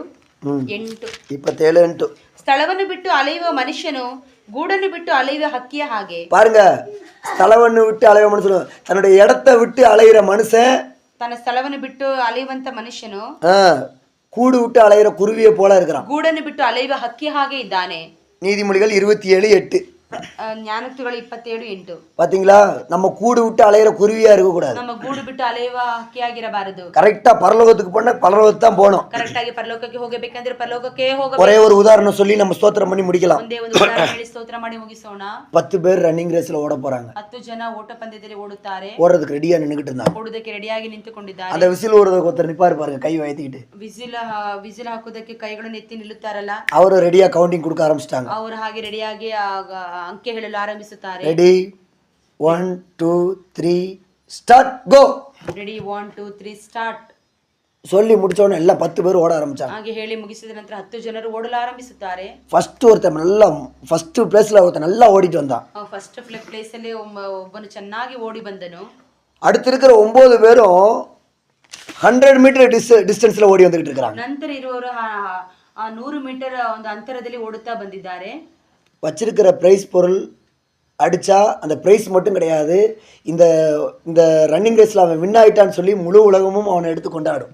ಒಂದು ಪ್ರೈಸ್ ಒಂದಿಗೆ ಮುಗಿದು ಹೋಗುವುದಿಲ್ಲ, ಅವನು ರನ್ನಿಂಗ್ ರೇಸ್ ಅಲ್ಲಿ ವಿನ್ ಆದರೆ ಇಡೀ ಲೋಕವು ಅವನನ್ನು ಕೊಂಡಾಡುತ್ತದೆ. பயங்கரமா ஓடி வந்துகிட்டு இருக்கான். ಭಯಂಕರವಾಗಿ ಓಡಿ ಬರುತ್ತಾ ಇದ್ದಾನೆ. பின்னால 9 பேர் ஓடி வந்துகிட்டு இருக்காங்க. ಮುಂದಗಡೆ 9 ಜನರು ಓಡುತ್ತಾ ಬರುತ್ತಿದ್ದಾರೆ. இவன் மட்டும் ஃபர்ஸ்ட் இடத்துல ஓடி வந்துகிட்டு இருக்கான். இவனுக்கும் பின்னால வர 9 பேருக்கும் இடையில கேப் எவ்வளவு இருக்குது? 100 மீட்டர்ஸ் கேப் இருக்குது. 100 மீட்டர் கேப் இருக்கு. ಮೊದಲನೇ ಸ್ಥಾನಕ್ಕೆ ಓಡಿ ಬರುತ್ತಾ ಇದ್ದಾನೆ. ಆ ನಂತರ 9 ಜನರು ಇವನಿಗೂ ಅವರಿಗೂ ಒಂದು 100 ಮೀಟರ್ ಅಂತರದಲ್ಲಿ ಓಡುತ್ತಾ ಇದ್ದಾರೆ. இப்போ என்ன பண்ணிட்டானா, இப்போ ரெண்டாவது ஆளா ஓடி வந்துகிட்டு இருக்கான் பாத்தீங்களா, 100 மீட்டர் கேப் விட்டு. 100 ಮೀಟರ್ ಗ್ಯಾಪ್ ಅಲ್ಲಿ ಎರಡನೇ ಅವನು ಓಡಿ ಬರುತ್ತಾ ಇದ್ದಾನಲ್ಲ, அவன் வந்து வெளியில ஒரு ஆள் வச்சிருக்கிறான். ಅವನು ಹೊರಗಡೆ ಒಂದು ವ್ಯಕ್ತಿಯನ್ನು ಇಟ್ಟಿದ್ದಾನೆ. அவன் ஆடியன்ஸ் பக்கத்துல நின்னுகிட்டு இருக்கான். ಅವನು ಆಡಿಯನ್ಸ್ ಜನರ ಪಕ್ಕದಲ್ಲಿ ನಿಂತುಕೊಂಡಿದ್ದಾನೆ. அவன் என்ன பண்ணிட்டான், இவ்வளவு பெரிய கோல்டு பால் எடுத்து ஃபர்ஸ்ட் பிளேஸ்ல ஓடி வந்துட்டு இருக்கான் பாருங்க, அவனுக்கு இடையில முன்னால உருட்டி விட்டான். ಅವನು ದೊಡ್ಡ ಒಂದು ಚಿನ್ನದ ಒಂದು ಬಾಲ್ ಅನ್ನು ಫಸ್ಟ್ ಓಡಿ ಬರ್ತಾ ಇದ್ದಾನಲ್ಲ, ಅವನ ಮುಂದೆ ಹಾಗೆ ಬಿಸಾಕಿ ಬಿಟ್ಟನು. இவன் அதை பார்த்தான். ಇವನು ಅದನ್ನು ನೋಡಿದ್ದಾನೆ. இவன் சொல்றான், உனக்கு தான் இதை எடுத்துக்கோ. ಅವನು ಹೇಳ್ತಾನೆ, ಇದು ನಿನಗೆ ತೆಗೆದುಕೋ ಎಂಬುದಾಗಿ. ஃபுல் கோல்டு இது உனக்கு தான். ಫುಲ್ ಗೋಲ್ಡ್ ಚಿನ್ನವಾದದ್ದು ನಿನಗೆ.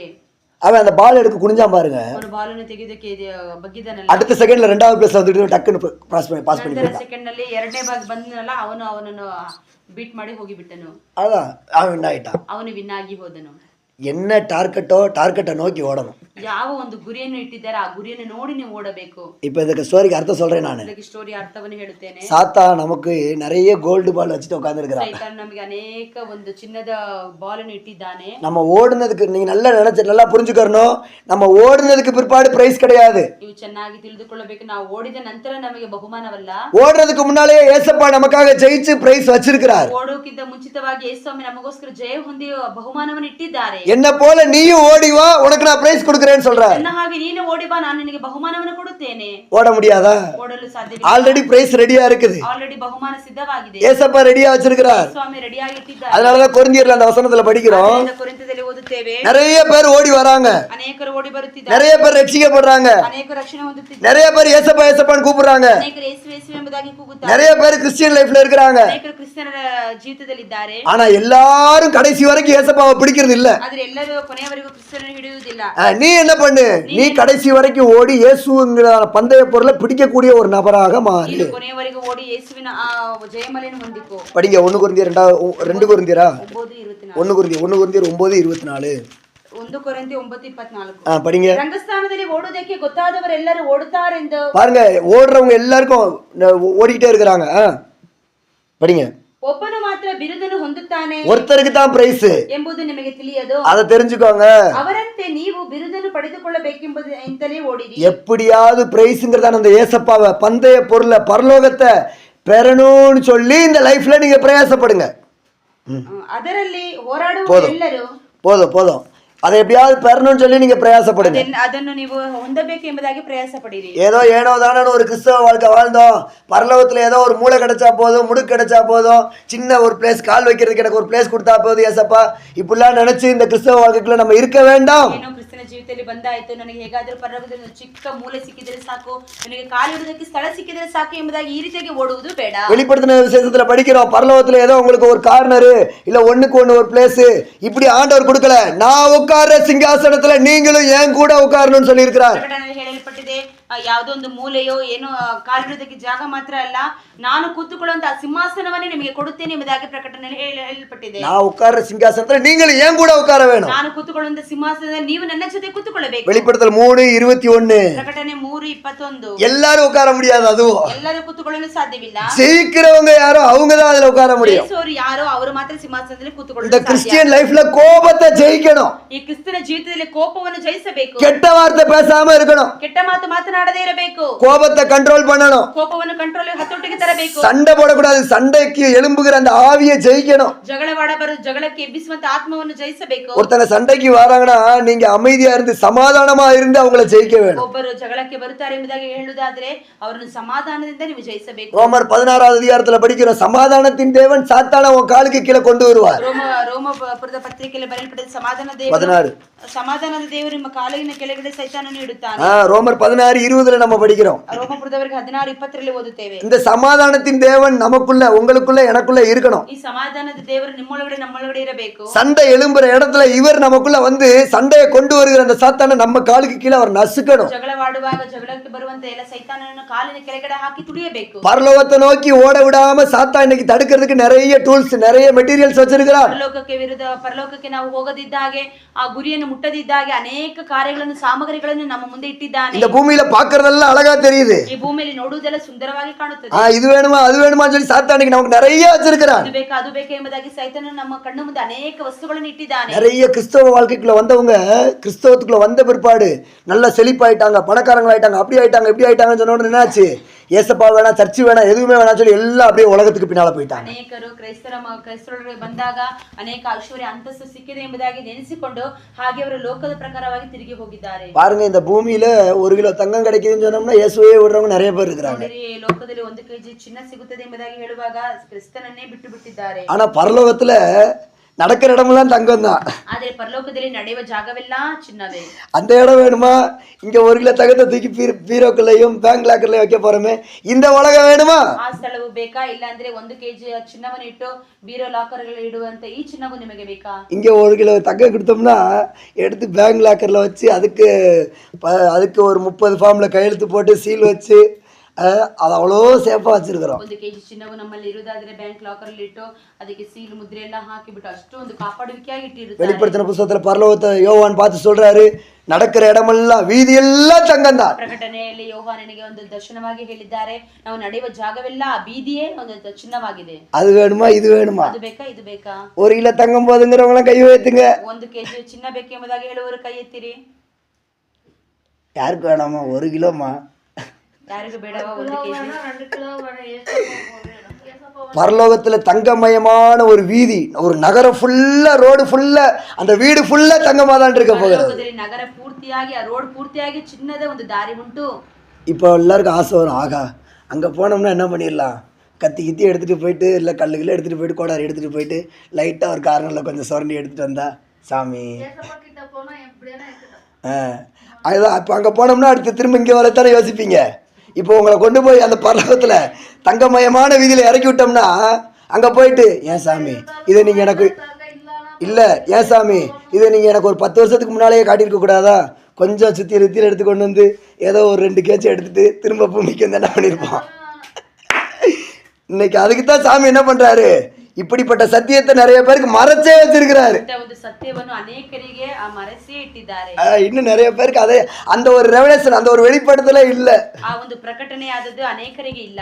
பரலோகத்துல தங்கமயமான வீதியில நான் நடக்க போறேன். ಪರಲೋಕದಲ್ಲಿ ಚಿನ್ನದ ಒಂದು ದಾರಿಯಲ್ಲಿ ನಾನು ನಡೆಯುತ್ತೇನೆ. இங்க எனக்கு காதுலயும் கழுத்துலயும் மூக்களையும் தங்க வேண்டாம். ಇಲ್ಲಿ ನನಗೆ ಕಿವಿಲಿ ಮೂಗಲಿ ಕತ್ತಲಿ ನನಗೆ ಚಿನ್ನ ಬೇಡ. ஏன்னா அதை நாங்க கால்ல மிதிக்க போறேன். ಯಾಕೆಂದ್ರೆ ಅದನ್ನು ನಾನು ಕಾಲಲ್ಲಿ அங்க ತುಳಿಯುತ್ತೇನೆ. நான் போற இடமெல்லாம் அதான் இருக்க போறேன். ಅಲ್ಲಿ ನಾನು ಹೋಗುವಂತ ಸ್ಥಳದಲ್ಲೆಲ್ಲ ಚಿನ್ನನೇ ಇದೆ. இங்க நான் அதை வச்சு என்ன செய்ய போறோம்? ಇಲ್ಲಿ ನಾನು ಅದನ್ನ ಇಟ್ಟುಕೊಂಡು ಏನು ಮಾಡುತ್ತೇನೆ? இங்க எனக்கு அது பிரயோஜனம் கிடையாது. ನನಗೆ ಅದು ಪ್ರಯೋಜನವಿಲ್ಲ. பரலோகத்துல நான் போற இடமெல்லாம் எங்க ஏசப்பா எனக்கு அப்படித்தான் வச்சிருக்க போறேன். ನಾನು ಹೋಗುವಂತ ಸ್ಥಳದಲ್ಲಿ ದೇವರನ್ನು ಹಾಗೆ ಇಟ್ಟಿರುತ್ತಾರೆ. எதை டார்கெட்டா வச்சிருக்கீங்க? ಯಾವುದನ್ನು ಗುರಿಯಾಗಿ ಇಟ್ಟಿದ್ದೀರಿ? இயேசுவை டார்கெட்டா வச்சிருக்கீங்களா? ಯೇಸುವನ್ನು ಗುರಿಯಾಗಿ ಇಟ್ಟಿದ್ದೀರಾ? புறா எதை நோக்கி பறந்துகிட்டு இருக்கு? ಪಾರಿವಾಳ ಯಾವುದನ್ನು ನೋಡಿ ಹಾರಾಡುತ್ತಿದೆ? எதை நோக்கி, எதை மைண்ட்ல வச்சு நீங்க வாழ்ந்துகிட்டு இருக்கீங்க? ಯಾವುದನ್ನು ನಿಮ್ಮ ಮನಸ್ಸನ್ನು ಇಟ್ಟುಕೊಂಡು ಜೀವಿಸುತ್ತಿದ್ದೀರಾ? பரலோக மைண்ட்ல இருக்குதா? ಪರಲೋಕ ನಿಮ್ಮ ಮೈಂಡ್ ಅಲ್ಲಿ ಇದೆಯಾ? இல்ல காசு பணம் வீடு ஆஸ்தி சொத்து சொந்தம் இதெல்லாம் மைண்ட்ல இருக்குதா? ಅಂದ್ರೆ ಹಣ ಆಸ್ತಿ ಪಾಸ್ತಿ ಸ್ವಂತದವರು ಎಲ್ಲವೂ ನಿಮ್ಮ ತಲೆಯಲ್ಲಿ ಕೂತುಕೊಂಡಿದೆಯಾ? கண்களை மூடுவோமா? ಕಣ್ಣುಗಳನ್ನು ಮುಚ್ಚೋಣವಾ? எசப்பா என்ன எப்படியாவது ஒரு புறாவா மாத்துங்க சாமி. ಯೇಸುವೆ ನಮ್ಮನ್ನು ಹೇಗಾದರೂ ಪಾರಿವಾಳದ ಹಾಗೆ ಮಾರ್ಪಡಿಸಿ. இன்னைக்கு இந்த பைபிள் ஸ்டடியோட நமக்கு புறா சாப்டர் ஓவர். ಈ ಬೈಬಲ್ ಸ್ಟಡಿಯಲ್ಲಿ ಪಾರಿವಾಳದ ಒಂದು ಮುಗಿದು ಹೋಯಿತು. அடுத்த வாரத்துல அதுக்கு அடுத்த பகுதியை நம்ம தியானிக்கலாம். ಬೈಬಲ್ ಸ್ಟಡಿಯಲ್ಲಿ ಇನ್ನೊಂದು ಕಾರ್ಯವನ್ನು ನೋಡೋಣ. இன்னைக்கு இந்த பகுதியோட ஏசப்பாவுக்கு நம்ம ஒரு புறாவாய் மாற வேணும். ಈ ಒಂದು ಭಾಗದೊಂದಿಗೆ ಯೇಸುವಿಗೆ ನಾವು ಒಂದು ಪಾರಿವಾಳದ ಹಾಗೆ ಮಾರ್ಪಡಬೇಕು. உங்களை பார்க்கும்போது என்ன பார்க்கும்போது நம்ம கிட்ட அந்த புறாவோட அத்தனை கேரக்டரையும் ஏசப்பா பார்க்கணும். ನಮ್ಮನ್ನು ನೋಡುವಾಗ ದೇವರು ಪಾರಿವಾಳದ ಒಂದು ಅಷ್ಟು ಸ್ವಭಾವವನ್ನು ನಮ್ಮನ್ನು ನೋಡಬೇಕು. நம்ம ஒப்பு கொடுத்து ஸ்தோத்திரம் பண்ணுவோம். ಕೊಟ್ಟು ಸ್ತೋತ್ರ ಮಾಡಬೇಕು. எப்படியா சாமி எங்களுக்கு நிறைய தடை வருது, ನಮಗೆ ಅನೇಕ ತಡೆಗಳು ಬರುತ್ತದೆ. பரலோகத்தை நோக்கி போக முடியாதபடி, ಪರಲೋಕದ ಕಡೆಗೆ ಹೋಗೋದಿದ್ದ ಹಾಗೆ, சரீரத்துல வியாதி ஒரு பக்கம், ಶರೀರದಲ್ಲಿ ರೋಗ ಒಂದು ಪಕ್ಕ, குடும்பத்துல கஷ்டங்கள் ஒரு பக்கம், ಕಷ್ಟ ಒಂದು ಪಕ್ಕ, சோதனை போராட்டங்கள் ஒரு பக்கம், ಹೋರಾಟಗಳು ಒಂದು ಪಕ್ಕ, இன்னொரு பக்கத்துல பிசாசு நிறைய ஆசை காட்டுறான். ಇನ್ನೊಂದು ಕಡೆ ಸೈತಾನ ಅನೇಕ ಆಸೆಯನ್ನು ತೋರಿಸುತ್ತಾನೆ. இப்படி எல்லாம் பார்த்து எங்களை பரலோகத்தையே பார்க்க முடியல சாமி. ಹೀಗೆಲ್ಲ ನಾವು ನೋಡಿ ಪರಲೋಕವನ್ನೇ ನೋಡಲಾಗುತ್ತಿಲ್ಲ ಸ್ವಾಮಿ. எத்தனை பேர் அதை ஒத்துக்கிறீங்க? ಎಷ್ಟು ಜನ ನಾವು ಅದನ್ನು ನಂಬುತ್ತೇವೆ? எங்களால பரலோகத்தை பார்க்க முடியல ஏசப்பா. ಪರಲೋಕವನ್ನು ನೋಡಲಾಗುತ್ತಿಲ್ಲ ಸ್ವಾಮಿ. பரலோகத்தை பார்த்து ஏசப்பாவை பார்த்து எங்களால இந்த கிறிஸ்தவ வாழ்க்கையை செய்ய முடியல. ಪರಲೋಕವನ್ನು ನೋಡಿ ಯೇಸುವನ್ನು ನೋಡಿ ಈ ಕ್ರಿಸ್ತನ ಜೀವಿತವನ್ನು ಮಾಡಲು ಆಗುತ್ತಿಲ್ಲ ಸ್ವಾಮಿ. உண்மையா மனசுல ஒத்துக்கிறவங்க மட்டும் கைகளை உயர்த்துவோம். ನಿಜವಾಗಿ ಮನಸ್ಸಿನಲ್ಲಿ ಹೇಳುವವರು ಕೈಗಳನ್ನು ಎತ್ತಿರಿ. எப்படியாவது பரலோகத்தை பார்த்து நாங்க ஓடணும் சாமி. ಪರಲೋಕವನ್ನು ನೋಡಿ ನಾವು ಓಡಬೇಕು ಸ್ವಾಮಿ. எங்களுக்கு உதவி செய்யுங்கப்பா. ಸಹಾಯ ಮಾಡಿ ಸ್ವಾಮಿ. அந்த பரலோக பலகடியை நோக்கி பறக்கிற ஒரு புறாவா நாங்க இருக்கணும் ராஜா. ಗೂಡನ್ನು ನೋಡಿ ನಾವು ಓಡುವಂತವರಾಗಿ ಕಾಣಪಡಬೇಕು. எங்க இருப்பிட அந்த பூமியில கிடையாது சுவாமி. ವಿಶ್ರಾಂತಿ ಸ್ಥಳ ಈ ಲೋಕದಲ್ಲಿ ಇಲ್ಲ. நாங்க தங்க போற இடம் இந்த பூமியில கிடையாது. ವಾಸಸ್ಥಾನ ಈ ಭೂಮಿಯಲ್ಲಿ ಇಲ್ಲ ಕರ್ತನೇ. நாங்க தங்க போற இடம் பரலோகம். ನಾವು ತಂಗುವಂತ ಸ್ಥಳ ಪರಲೋಕ. நிரந்தரமா நான் வாழ போறது உங்க கூட ஏசப்பா. ನಿರಂತರವಾಗಿ ನಾನು ಜೀವಿಸುವುದು ನಿಮ್ಮ ಜೊತೆಗೆ ಸ್ವಾಮಿ. இருதயத்தின் ஆழத்துல இருந்து சொல்றீங்களா? ಹೃದಯದ ಆಳದಿಂದ ನೀವು ಹೇಳುತ್ತೀರಾ? மனசுல இருந்து சொல்றீங்களா? ಮನಸ್ಸಿನಿಂದ ಹೇಳುತ್ತೀರಾ? அப்பா இந்த ஹாஸ்டலோ நாங்க தங்கி இருக்கிற இந்த இடமோ எங்களுக்கு சொந்தம் கிடையாது சுவாமி. ಹಾಸ್ಟೆಲ್ಲೋ ನಾವು ತಂಗಿರುವ ಸ್ಥಳ ನಮಗೆ ಸ್ವಂತವಿಲ್ಲ ಕರ್ತನೇ. நாங்க இங்கே வாழ போற ஆள் கிடையாதப்பா. ಇಲ್ಲೇ ಜೀವಿಸುವಂತವರಲ್ಲ ಸ್ವಾಮಿ. சீக்கிரமா உங்ககிட்ட வர போற சுவாமி. ನಿಜವಾಗಿ ನಿಮ್ಮ ಬಳಿಗೆ ಬರಲಿದ್ದೇವೆ ಕರ್ತನೇ. உங்களோடு கூட நாங்க வாழணும் ஏசப்பா. ಜೊತೆಗೆ ನಾನು ಬಾಳಬೇಕು ಸ್ವಾಮಿ. நீங்க ஜெயிச்சது போல நாங்களும் இந்த பூமியில ஜெயிக்கணும் ஏசப்பா. ಈ ರೀತಿಯಲ್ಲಿ ನಾವು ಈ ಲೋಕವನ್ನು ಜಯಿಸಬೇಕು ಸ್ವಾಮಿ. ಸ್ವಾಮಿ. பரலோகத்தை மட்டும் பார்த்து ஓட கிருபை தாங்க சுவாமி. ಪರಲೋಕವನ್ನು ನೋಡಿ ದೃಷ್ಟಿಸಿ ಓಡುವಂತೆ ನಮಗೆ ಸಹಾಯ ಮಾಡಿ ಕರ್ತನೇ. எங்களை பலப்படுத்துங்க ஏசப்பா. ನಮ್ಮನ್ನು ಬಲಪಡಿಸಿರಿ ಸ್ವಾಮಿ. உங்களோடு கூட நாங்க சிங்காரத்துல உட்காரணும் சுவாமி. ನಿಮ್ಮ ಜೊತೆಗೆ ನಾನು ಸಿಂಹಾಸನದಲ್ಲಿ ಕೂತುಕೊಳ್ಳಬೇಕು ಸ್ವಾಮಿ. மனசின் ஆழத்துல இருந்து நினைச்சு ಮನಸ್ಸಿನ ಆಳದಿಂದ ನಾವು ನೆನೆಸಿ எல்லாரும் கைகளை உயர்த்தி ಎಲ್ಲರೂ ಕೈಗಳನ್ನು ಎತ್ತಿ ஒரு 2-3 நிமிடம் நான் கொடுக்குறேன். ಒಂದು 2 ನಿಮಿಷ ನಾನು ಕೊಡುತ್ತೇನೆ. எது உங்களுக்கு தடையா இருக்குது? ಏನ್ ನಿಮಗೆ ತಡೆಯಾಗಿದೆ? பரலோகத்தை நோக்கி பாக்குறதுக்கு, ಪರಲೋಕವನ್ನು ನೋಡುವುದಕ್ಕೆ, ஏசப்பாவை நோக்கி பாக்குறதுக்கு, ಯೇಸುವನ್ನು ನೋಡುವುದಕ್ಕೆ, நீங்க சோத்திரம் பண்றதுக்கு, ಸ್ತೋತ್ರ ಮಾಡುವುದಕ್ಕೆ, நீங்க ஜெபம் பண்றதுக்கு, ಪ್ರಾರ್ಥಿಸುವುದಕ್ಕೆ, நீங்க பைபிள் படிக்கிறதுக்கு, ಬೈಬಲ್ ಓದುವುದಕ್ಕೆ, நீங்க ஃபாஸ்டிங் எடுக்கிறதுக்கு, ಉಪವಾಸ ತೆಗೆಯುವುದಕ್ಕೆ எது உங்களுக்கு தடையா இருக்கு? ಯಾವುದು ನಿಮಗೆ ತಡೆಯಾಗಿದೆ? ஒரு 2 நிமிஷம் நான் உங்களுக்கு டைம் கொடுக்குறேன். 2 ನಿಮಿಷ ನಾನು ಸಮಯ ಕೊಡುತ್ತೇನೆ. தனியா நீங்க யோசிங்க. ಒಬ್ಬಟ್ಟಿಗರಾಗಿ ನೀವು ಯೋಚಿಸಿರಿ. ஆண்டவருடைய சமூகத்துல நீங்க ஆராய்ஞ்சு பாருங்க, ದೇವರ ಸಮ್ಮುಖದಲ್ಲಿ ಪರಿಶೋಧಿಸಿ ನೋಡಿರಿ, யோசிச்சு பாருங்க. ಯೋಚಿಸಿ ನೋಡಿರಿ. அந்த காரியத்தை முன்னால வச்சுக்கோங்க. ಆ ಕಾರ್ಯವನ್ನು ಮುಂದೆ ಇಟ್ಟುಕೊಳ್ಳಿರಿ. அதுக்கு பிற்பாடு நம்ம ஸ்தோத்திரம் பண்ணுவோம். ಅನಂತರ ನಾವು ಸ್ತೋತ್ರ ಮಾಡೋಣ. ஒரு 2 நிமிஷம் எடுத்துக்கோங்க. 2 ನಿಮಿಷ ತೆಗೆದುಕೊಳ್ಳಿರಿ. எது ஏசப்பாவை பாக்குறதுக்கு தடையா இருக்கு? ಯಾವುದು ನಿಮಗೆ ಯೇಸುವನ್ನು ನೋಡುವುದಕ್ಕೆ ತಡೆಯಾಗಿದೆ?